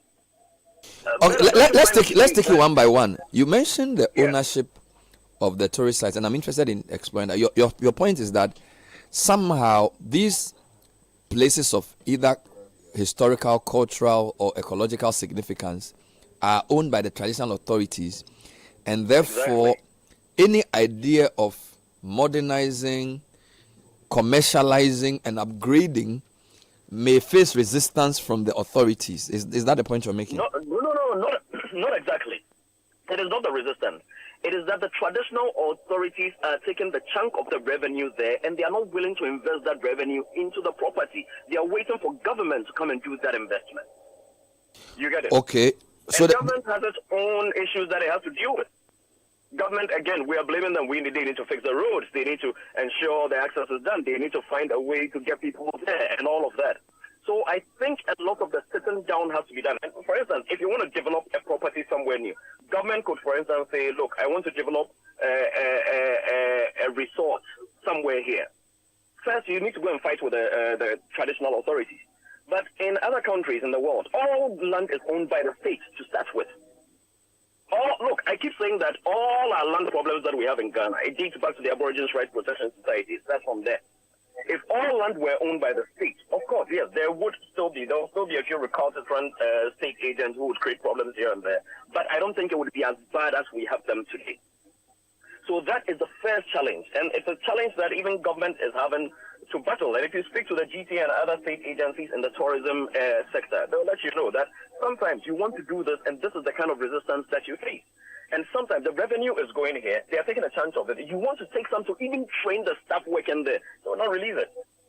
So it all comes back to the state. So on one hand, while the government is taxing these facilities to death, it doesn't even, for example, invest the money in, say, tourism roads, where you could say roads to tourist sites must have a certain quality. So that type of problem exists. So that type of problem exists, yeah. Now, the other thing I wanted to raise with you was a lot of our places of historical significance, like the castles and forts, I get underwhelmed by the paucity of the experience. So I go to maybe Asin Slave River.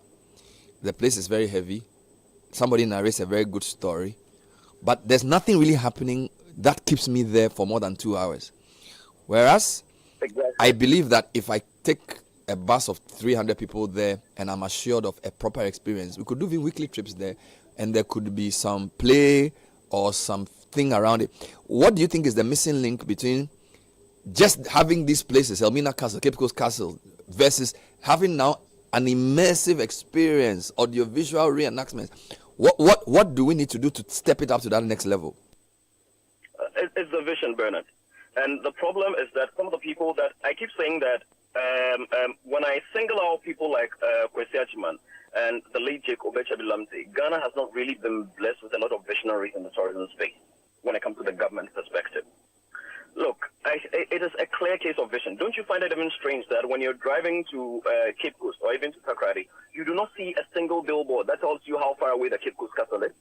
You don't see anything that kind of pulls you, drags you into the story, into that experience. And it's about the same with almost all our tourism sites. So that is a problem of vision. Somebody needs to think it, see it, dream it, and implement it. And some of us have spoken about what you've just said time and again. And it looks like in Ghana, if you're not the one in charge making the decisions, no one ever gets to hear you. But I'm glad that a very important, well-listened to morning show like yours have picked it up. And I pray that the conversation does not end here. We need to keep talking and talking and talking. And when you listen to their manifestos, when it gets to the art and tourism sector, you realize that a lot of work has not gone into it as compared to other sectors. And all that sits on the vision that I've been speaking to. Because if we have people of vision, you won't have political parties telling you their manifestos that they are going to create TV stations and online digital viewing platforms and all that, when the world is already littered with millions of them already. Where there are things, there are low-hanging fruits that we can pluck, and they always seem to miss the point. And one of those low-hanging fruits is exactly what you have mentioned, how to create that immersive experience to make, because the longer you stay there, the more you spend. The more you spend, the more foreign exchange or the more revenue we generate. The more revenue we generate, the more we can inject it back into growing our community and our society. Let me ask you finally about your own experience organizing events. I think last year we partnered you to do some plays. Yes. How was it financially? Because I also know that it's tough pulling off events. You have media sponsorship, but you have venue to pay for. You need sound, you need lights, you need crew. There's also the tax issue, and then you need to price the ticket right. How has it been, and what can be done to open up that space more? Because I think you haven't done any play since the other one. I was hoping to see more this Christmas, but you haven't shown me anything. But we've not been able to do one this Christmas. This Christmas, we had two reasons for not doing commercial theater. The first one is yesterday at 10 a.m., the inmates of the Nsawam Female Correctional Center staged a play, which was written by me. It's called A Home Beyond the Walls, and it was directed by my business partner, Na Ashoko. It's something we wanted to do as our corporate social responsibility. So early on in the year, around August, right after the marriage of Anansua, we partnered an organization called the Fair Justice. They approached us after seeing a few of our plays, and then explored the idea of a theater for the inmates at the prison facility. So we went in there, we had conversations with the female inmates in there, and then based on the narratives they shared with me, I came back, wrote a play, which they acted. The prisoners actually acted the play. And we've identified some talent. Some of them have 28 months to go, some have 13 and stuff. And we told them as soon as they come out, they should get in touch. So we integrate them into our theater production. And we are seeing how best sometime next year we can even get them to perform this play at the National Theater. So that's one of the reasons we didn't do commercial theater this December. Now, the other reason is the cost, which you rightly mentioned. Bernard, it's expensive to stage a play. And the sad part is that after you have done something like this, not just a play, all other events, you finished it, and then you are sitting at your door waiting for patrons to come, and the GRA is sitting right there with you, taking 21.9% of your revenue. They're calling it tax. Now, we don't have a problem with paying the tax, but Bernard, here's my issue. When I'm staging a play or I'm organizing an event, when I pay for the venue, I've paid tax on that venue already. When I rent sound, I've paid tax on that sound that I've rented. When I rent a stage, I pay tax. Every element that you rent, even including RT, there's a component called withholding tax that you pay for the RTs. And all these monies have gone back to the stage. Now, when you are done, your revenue, which you're going to use to knock off some of these expenditures that you've incurred, is the ticket that is coming to your gate. Let us put sponsorship aside, because sponsorship itself would attract tax. Now, all we've been advocating and asking for is that why can't we change this taxation system so that it is on profit? When I am done with my event, we do the math. How much did I spend and how much have I made? based on what I've made, okay, this is the percentage of what is going to go to the government. But Bernard, before I even count my eggs, you are taking money from me already. This industry is going to collapse if government does not review this concept of this taxation concept. And then they would argue that no, we are not affecting your revenue. We are saying that if your ticket cost is 100 Ghana cedis, put 21%. So let's say the 21% or whatever, 21.9% brings it to 120 cedis, or let's say 150 cedis. Now, what they don't realize is that when you are in the entertainment or showbiz sector, every single patron patronizes your product with disposable income. Bernard, if you increase fuel by 300%, we will still buy fuel. If you increase tomatoes by 1,000,000%, we'll still buy tomatoes because we have to eat, we have to move, we have to dress, we have to stay healthy. If you increase the cost of drugs, we'll buy it. But if you tell me that the gods are not to blame, which I had budgeted 100 cedis for, because government of Ghana has to take a tax, it has to be 150 cedis, Bernard can decide to stay home. And if Bernard stays home, I'm losing more. Bernard staying home is not going to change or reduce the cost of my production. The cost of my production will still remain same. And for us, it's tourism. Look, people called us. They called the office that they want to know what productions we have this December. They traveled far and wide. They want to experience some of our theater and all that. We didn't have anything to offer them because one of the other reasons is that we do not have the money. And if government does not look at this thing, the entire sector is going to collapse. Let me suggest something to you. Maybe the National Theatre. I have a suggestion for you, which because of all you've said, people love these plays, right? So maybe explore the model of free show with sponsorship, and then when we finish, we'll give offering. Because I believe me, if I come for your play, bro, if I come for your play and I'm happy, and you put an offering board there, that 100 you were charging, I may even give you 200. You get me? Because they can't charge church offering. So maybe you convert the whole thing to some church something, and then do. Then we actually in October 2023, we did a play called The Detective Calls. October is breast cancer month, right? So we put some bowls, like the summer bowls you see at funerals. These ones with locks on them. We put some, said we're raising funds to support breast cancer, and we actually went to do a donation at the Kolebu Teaching Hospital. And if I tell you how much we raised from that, you will laugh. It was nothing to write home about. Oh. But you cannot do, and the sponsorship is difficult. And Bernard, how much would a sponsor give you? And I can tell you, the sad part is that some of the big companies who have what it takes to sponsor these things, they will tell you that theater is not on their whatever, because a lot of them too have mother companies sitting in other countries. And when those mother countries give them, this year we are doing sports, that is what they will do. There's no way they'll look at But I need to tell you that I need to tell you though that theater is growing and a lot of people are looking forward to your place. So after your present thing, please next match do something. We've been supporting you. We'll do our best. So if you put something together, we'll come. All the time. We are grateful for your support. George, we'll come again. have a Merry Christmas. Thank you for your intervention as always. George Quay is an tourism and entertainment. Actually, let me get the title properly so I don't miss. George Quay is president of the Arts and Tourism Writers Association of Ghana.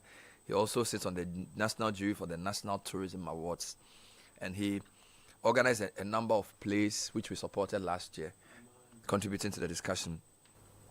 Caleb said something that is worrying me, so I'll take a break to think about it. He said 1,900 kilometers road in Namibia, I didn't see one pothole. That's what he's saying, but me, I don't believe him. Let me we'll take a break. Let me read you a quick one. It's a very short one, I beg you, from our good friend Edem Akoto at Stanbic Bank. He said what? He says, Bernard and guys, so 12 friends of mine took a road trip to Cote d'Ivoire for the AFCON. Okay. For 4 hours of driving from the Niue border, there wasn't a single pothole. As Ghanaians, it was just sad comparing our roads on the opposite side from Elubo to Takrady. I always thought Ghana was the champion in the Sam region. Cote d'Ivoire doesn't even make noise. No posting of bills on walls. I wonder if they even have printing presses. Serious? And then Makoto says good morning. You know, the Francophones are better at regulating their spaces than we are. We are free for all. It's good to adopt the French. They will lash you in public. They are very, regulation is very strict. We love the product, but we don't love the process. We like to see that the walls are clean. But when they come with the king, we say human rights. It doesn't matter which part of This is the Citi Breakfast Show, the city's biggest conversation. Big is better. Broom is best. Happy moment starts with Broom. Buy one and get one free. It is Broom. Up to 25% discount. Buy an LED TV and get another TV for free. Buy an air conditioner and get a ceiling fan for free. Simply ask of Broom. There is more for everyone in Ghana. Free gifts and more on Broom freezers, refrigerators, and many more. Rush to your nearest Broom dealer or 0800 100 247. Broom leaves you with a smile.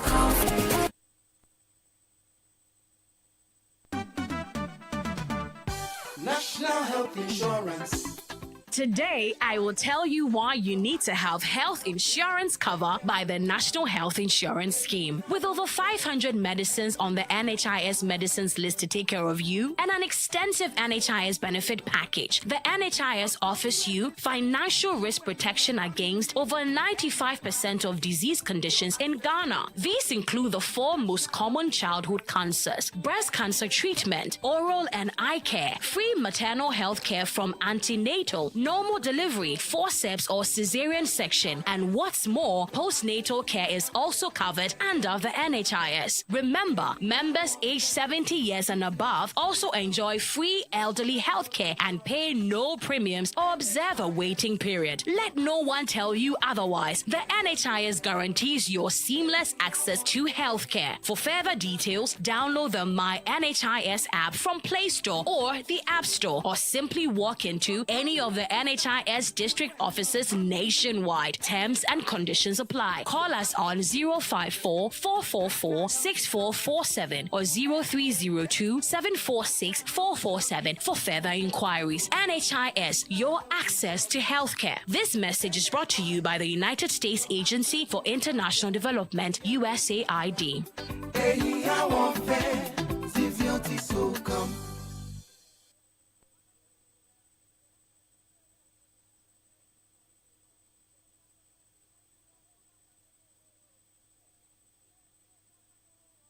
Are you ready for the biggest Top Bar conference yet?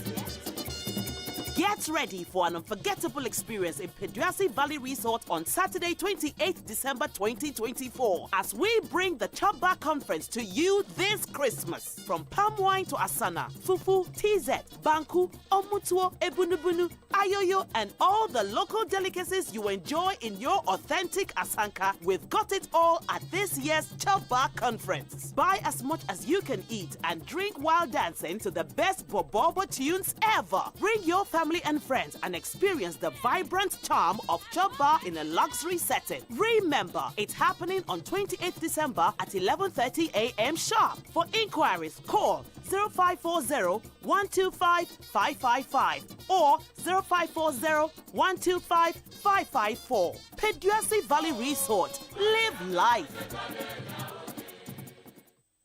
OneXBet values your activity and wants to celebrate with you. Stay with us and enjoy 1x free bets, a weekly reward just for you. Sign up at onexbet.com.gh with promo code GHFREE to get a 300% welcome bonus. Bet the correct score from Tuesday to Monday and get a guaranteed free bet. Millions are already winning. Join with friends and experience the thrill of victory with 1x free bets. Gambling can be addictive. Bet responsibly, not for persons under 18 years. This advertisement has been vetted and approved by the Gaming Commission. It's the most wonderful time of the year, and this Christmas, Volta Serene Hotel invites you to an unforgettable celebration. Arrive to the refreshing taste of coconut and dance the night away with our DJ on Christmas Eve. On Christmas Day, enjoy tasty grills, exciting games, and our famous all-white party with Kwanpa Live Band. Adventure awaits with a tour to Mount Jemmy on 26th, followed by an all-you-can-eat local buffet and a cooking competition on 27th. Don't miss out on aerobics, hiking, and a fun-filled pool party on 28th. And on New Year's Eve, get ready for a breathtaking fireworks show and start 2025 with a bang, dancing to the Kwanpa Live Band. Packages are as follows. Individuals, 3,000 Ghana cedis for 2 nights and 3,750 Ghana cedis for 3 nights. Couples, 4,300 Ghana cedis for 2 nights and 5,400 Ghana cedis for 3 nights. Families, 6,850 Ghana cedis for 2 nights and 9,000 Ghana cedis for 3 nights. Call or WhatsApp 0541 539 867 to book now. Volta Serene Hotel, your perfect Christmas getaway. Join the conversation on the Citi Breakfast Show on Facebook at facebook.com/Citi97.3, Twitter at twitter.com/Citi973, and Instagram at instagram.com/Citi973 with the hashtag CitiCBS.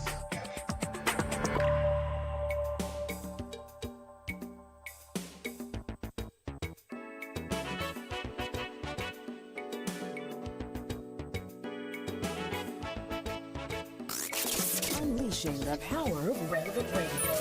This is Citi 97.3.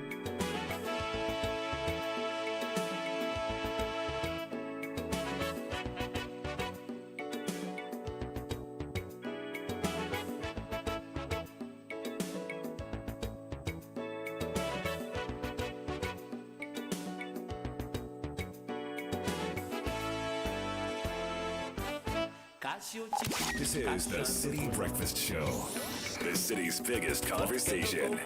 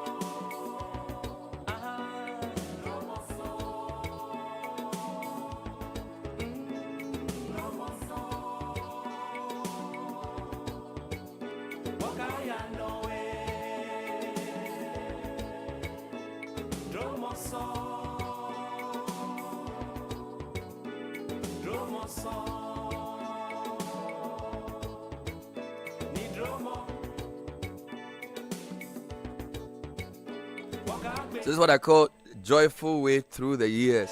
One of my favorites. I think this was arranged by TV Olamte. It's called Dromoson. And if we look at 2024 and how far the Lord has brought us, Dromoson. And as I always tell Nathan, my favorite instrument is the horn. And joyful way, Charlie, you lie. They have a whole horn squad. A whole horn squad. And of course, Explosion of Joy has been so consistent. I don't know how many years. Is it 20 years? How long have you been doing Explosion of Joy now? More than 20. Charlie, plenty years. Because from my over secondary 40 school years. days. No. And it's happening on the 26th of December. It's on the theme Living Sacrifice. Accra International Conference Center, December 26th. And there are 2 shows. Afternoon at 2, evening at 6:30 p.m. They even have guest artists. Team Eternity, Diffie, Diana Hamilton, Rebel Ghana. Just say this year is going to be Chaka. Sponsored by IT Consortium and Stanbic Bank. I have in studio Frederick Otu, who is the committee chairman for Explo. Jenny Olsen is the music director, also known as the MD. And Seth Aqua is the energetic praise leader. Yeah, gentlemen and lady, welcome to the show. Thank you. I wish you would do an explosion of joy and call it Joyful Way Through the Years. Right. And give me the 70s, give me the 80s, give me the 90s, give me the early 20s. Because I'm an old timer. You have an album. I'm an old. Through the years. Oh, there's such an album. Yes, I think it came out in. When did that album come out? There's an album called Through the Years. Yes, it has one GOE and a few other songs. Was it like a song per year or something? Well, that was a song. I mean, it was a song on its own. Oh, but okay. That became the album. I think it's 1988. Through the Years. Yeah. Wonderful. Welcome to the show. How are you doing? You're good. You're good. Yeah. I like Joyful Way. Because you just kept the thing. You've kept the thing. The thing is burning. Yeah. You haven't changed. You haven't spoiled it. It's still We going don't have strong. a choice. But it's amazing how something. It started in 1970. What? 72. Wow. So you are how old was the group? 53.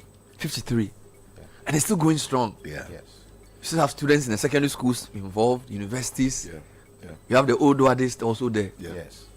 I mean, that's just amazing. How have you been able to do it? Well, I think it's a model that was bequeathed to us. And I think that the founders of Joyful Way were clear in their mind that Joyful Way wasn't supposed to be a church. Yeah. And supposed to be ministry oriented. So, I mean, if you take our program for the year, we spend most of the time in the secondary schools and outside, just preaching the word of God and using music as a medium. Wow. So, that being the foundation, everything we do, that's the focus. So the ministry has been sort of resilient, but the music has also lasted, because beyond things like drum or song, you've sort of almost every 2-3 years you do something which becomes a hit. How do you manage to do that? What system do you have in place that creates all these great songs every year or two? MD. Okay, so I think staying true to our core, as using music as a tool, we always try to be the pace setters and reaching out. You know, the youth, they are our focus. And so you realize that at every point in time, there's a song that comes out that sort of ropes them in. Yes. And so throughout the years, we make sure that everyone is covered. Our youth, the old, we have a very wide scope of people who enjoy our ministry. And so everybody gets their fair share. So But who writes the songs? Because you members. create, I don't know, okay, how many songs do you have? Do you have a list? Is it like let's try. How many songs do you have? That would be difficult, because if we have 18 albums, and we have, even if we have all the albums, we have more than 10 songs. So even if I range of 10 songs, so over 200 songs. Yeah. But that's even just what we've put out there. There are songs you haven't put out. There's so many songs that are in the songs. bank that are Wow. not out there. I mean, there Wow. are songs we've brought out this year that was written like 10 years ago, 5 years ago. Really? You know, so Yeah. there are songs, it goes through the funnel, it goes through the process, you know. Wow. And Where did you get the theme living sacrifice? Where is that from for this year? Why living sacrifice? Well, I think it's a follow-up from last year's theme, which was Total surrender. For Mm. a while now, the focus of the group has been for us to speak to ourselves, to be relevant in the days we find ourselves. Not just preaching to people to change, but the change must start from us. Thank you. So that we ourselves want to encourage ourselves to be that kind of sacrifice that is pleasing to the Lord. Once we find ourselves in the workspace, in the school space, and we are truly being living sacrifices, we are able to impact our What I find interesting is that music has changed so much with the way technology, people can sit in their rooms and just create music. But you've maintained your leadership by still producing authentic, a proper song. Right. Do you understand what I mean? A Right. proper song. Yeah. Not like just something you just put together with synthesizers. So it must be very difficult to do that, because there's the clamor for all kinds of, like I've been doing drill versions of things. You know, the kids are not waiting for the pure song. They just want something to do something with. And yet you have the kids. Yeah. You know, you've not lost relevance to the kids. You are not an old school group stuck in your old ways. So how have you managed that? Because I find that's very impressive. I don't think relevance is necessarily, being modern. Relevance is sticking to what you do and doing it right, and making sure that at each phase in life it is well communicated, because every era has a way of communicating. So even if you are communicating drum or song at this point, there are some melodies that will be infused with it that will resonate with the current generation. And so for us, That's very, very key to us. And even if we want to do drill or want to do something else, we want to go through the process of getting the authentic sound. Yes, please. And then putting it out there, not these fast cooked, templates that is, putting templates together. No. You go through the process of achieving what we want to put out there. How long would it take you to rehearse MD for a program like this? You've done this so many years, right? And a lot of the people some are working, some are university, and some are secondary school. If you're coming to do an event like this, do you still do your regular 3 times a week kind of rehearsal, or you do long weekend kind of rehearsal? We rehearse. In fact, this weekend, for instance, we've been rehearsing we rehearse from Tuesday, we rehearse on Thursday, we rehearse on Friday, we rehearse on Saturday, we rehearse on Sunday. So so every other day you rehearse? Even yesterday we rehearsed. Gosh. Yes. How many people are in the group singing? How many people will be on stage? Oh, how about averagely 45 people on 45. stage? Yeah. And then you have that's the session, singers, and then we have the session band. people. That'll be about there's session boys. We call them session boys. Where do you get your trumpeters from? The horns. Some are in the ministry. No, I mean, for me, one of the things I like about your songs is the horns. Right. They speak a language of their own. Yeah. So when you if you take the horns out of some of your songs, they are no longer. Charlie, drop one Joey or something. Drop something for me to see. Let's.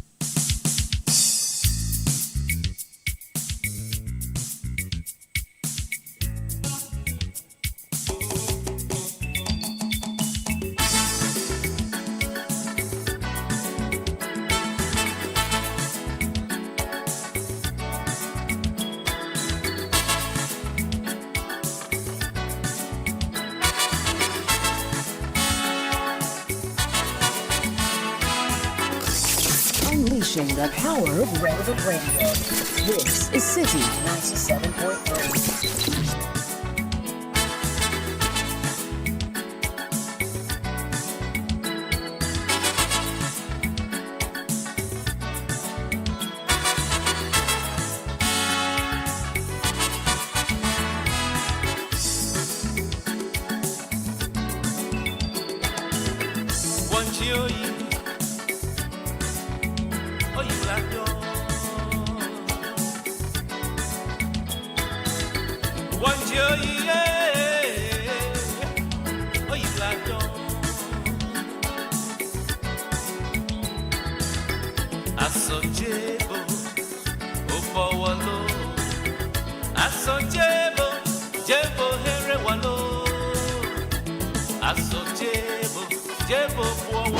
The Citi Breakfast Show.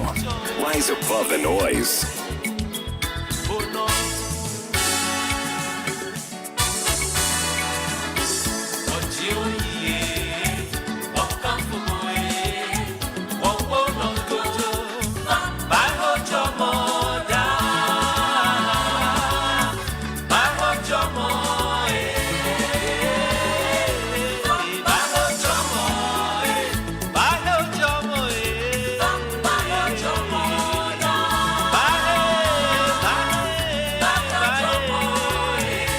So in studio, we are friends from Joyful Incorporated, and they're here because Explosion of Joy for over 2 decades has become the unmissable event for Boxing Day. It was a very audacious decision to decide that on Boxing Day, when people wanted to be with family, you would have your major concert. But now we have become accustomed to 26th December being the day for Explosion of Joy. So in fact, if you think about Joyful Way, you think about 26th December, the day after Christmas. Alright guys, so I was asking this 26th December thing. I'm sure when you started, it wasn't easy to say that people should leave their Christmas as even group to rehearse and come and sing on Boxing Day. It's become very normal now. Everybody's doing Christmas, but it wasn't like that from the beginning, was it? It wasn't at all. I tell people that, being in Joyful Way, this year is my 20th year. Wow. I've never celebrated Christmas with a family. Oh my because God. We are always at home. So they like time with the family. No.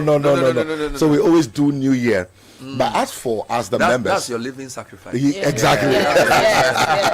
So for us, the members, it's become It's difficult, but it's become a bit normal for us. Yeah. So we always celebrate New Year, and we know that it's a commitment we have given to God and the kingdom.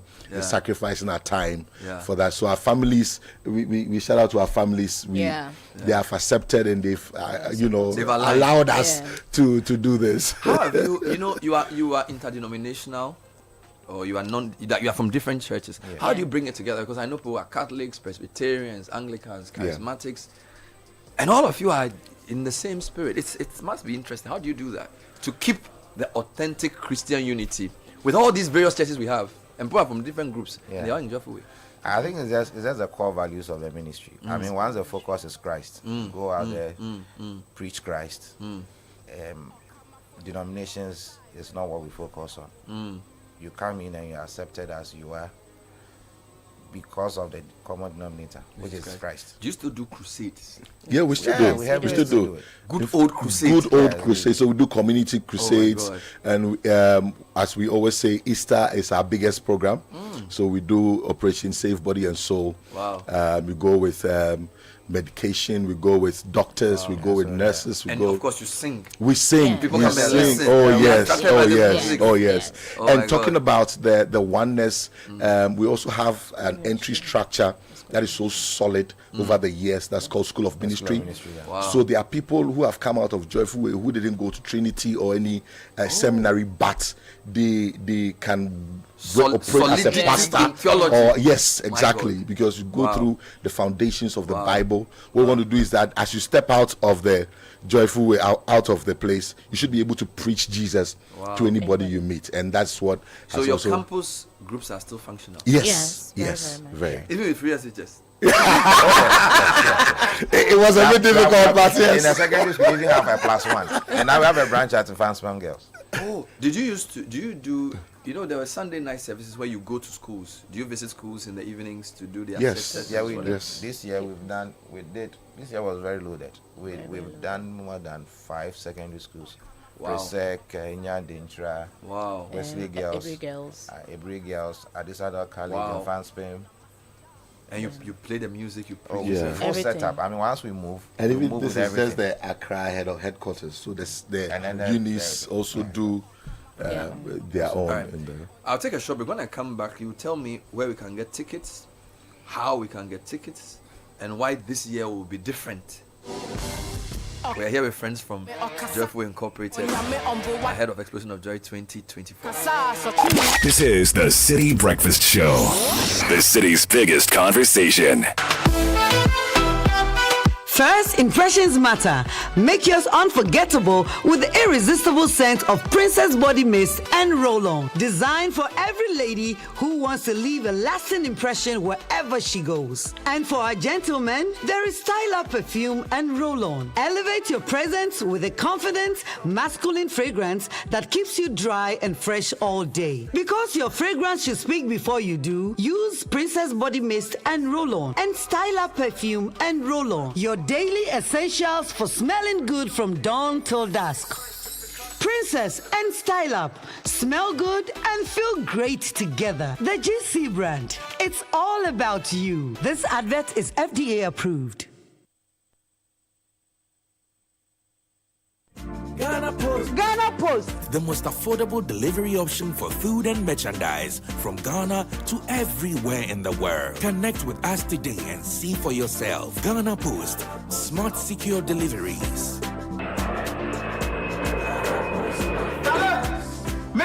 The package, in less than 5 days, Ghana Post, they make life the big. Ghana Post will deliver to you wherever you are in the world.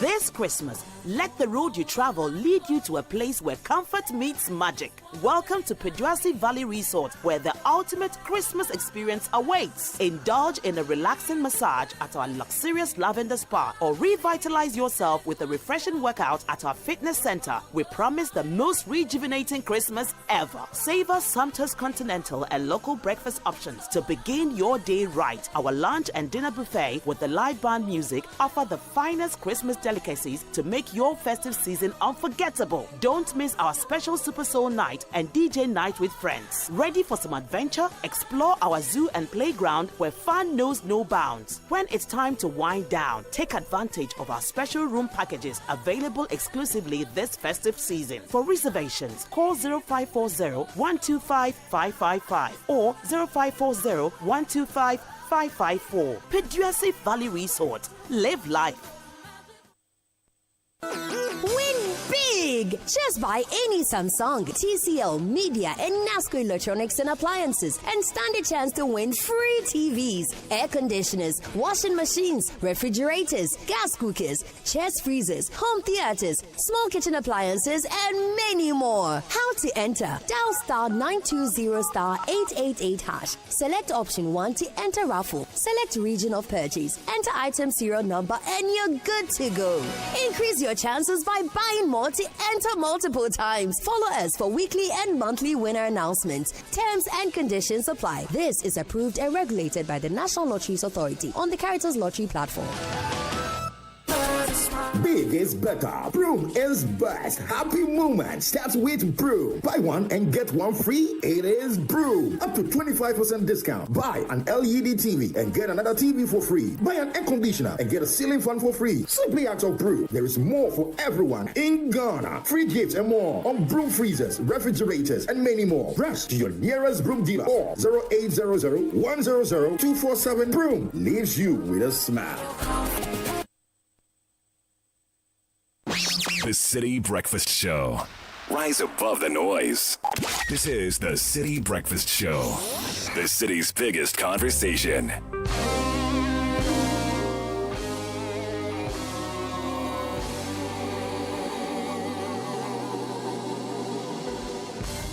Okamafunya me okasai bemu onyame ombuwada. Onuno kasa so chini na yedi ya Lord and amasiya. Ehuna bobri kantaman toto chobosu buhuye hu. I searched and I searched high and low and I found that there's nobody like our God. God of a wonder we bow. Honor and praise to the Father and spirits above. Keeper of all power, strong in battle, mighty warrior. Our God is a conqueror. Who can compare to your greatness? Who stands toe to toe with the King of the universe? This is Citi. Now unto the one who has shown us his mercy and faithfulness we say that we're grateful, we're grateful, we're grateful, we're grateful, we're grateful, we're grateful, yeah. We're grateful, we're grateful. We're grateful, we're grateful, we're grateful, yeah.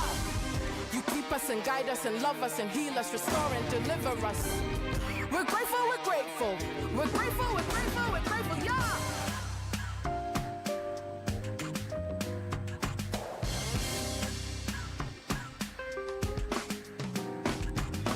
King of kings and Lord of lords you are.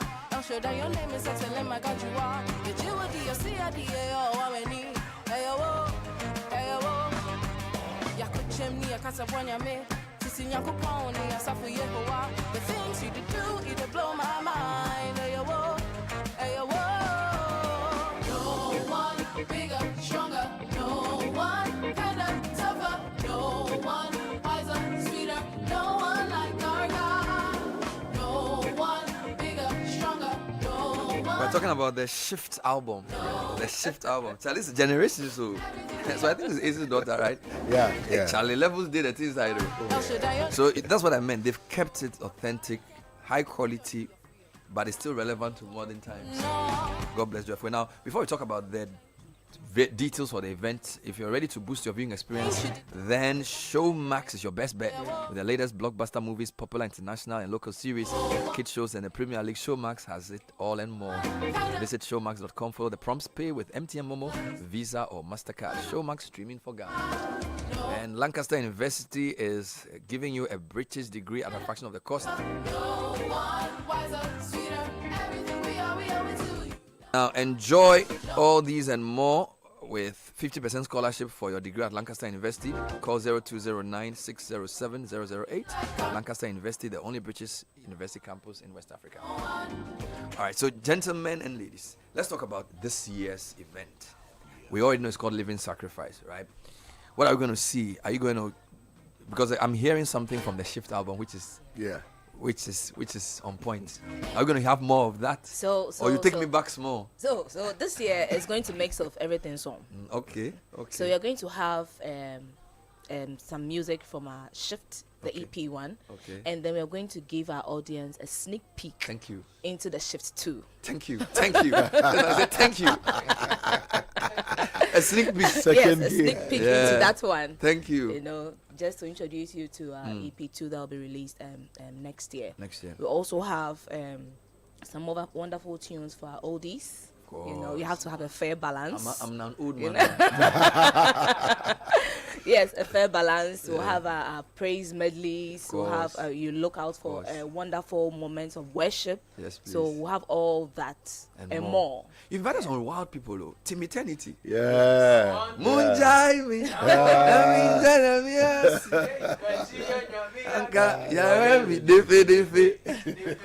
Charlie, I love Team Eternity. Yeah. I'm sure for a group like Joyful, we're seeing a young group of people take Ghana by storm like this. Just makes you happy. Yeah, it's exciting. This is the kind of thing we want to see. Yeah. Who is Rebirth Ghana? So Rebirth too, they've been in the system for a while. Okay. They are headed by one young, talented man, Pinkra. Okay. Yeah. Reverend Pinkra. Oh no, he's not a reverend. Okay. I mean, we don't mind if he's listening.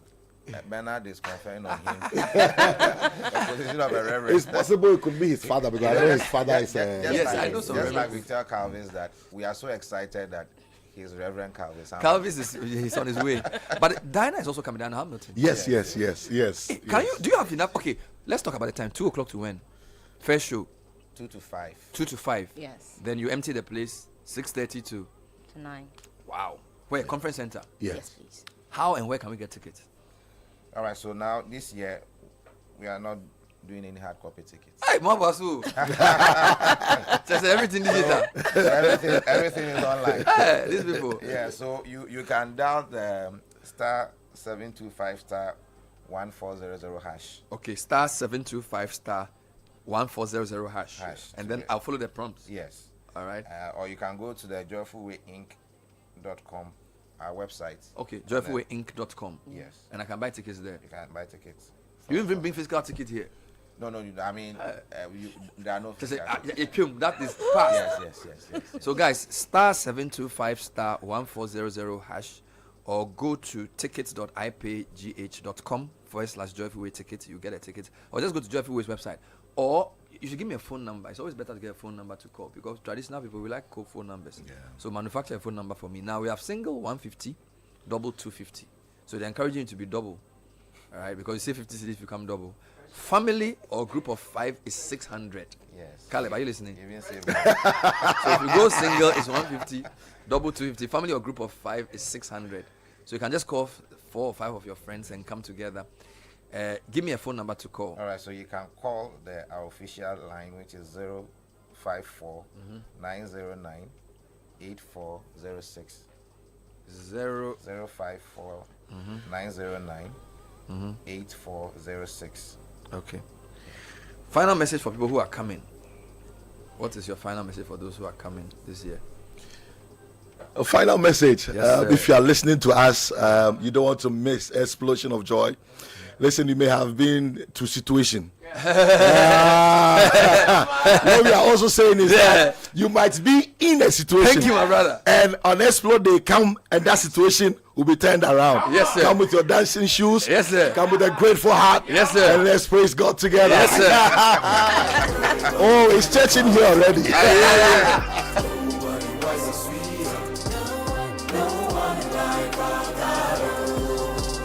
King of kings and Lord of lords you are. El Shaddai, your name is excellent. My God, you are. Oh, Abaneke, oh, yeah, ni of your like Ben, your mom, no. What damn I can watch it. Chuchu play man, your master for Jehovah. You they bust my brain, but no. Nobody bigger, stronger. Nobody kinda tougher. Nobody wiser, sweeter. No one like our God. Okamafunya mi okasebemo. Unyame ongwada. Anuno kasazo chini na yedi. Our Lord and our Master, yeah.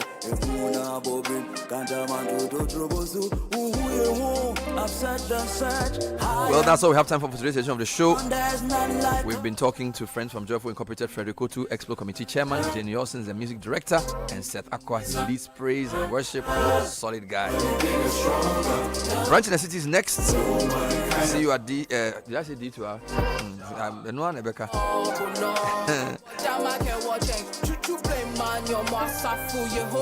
You they bust my brain, but no. Nobody bigger, stronger. Citi 97.3.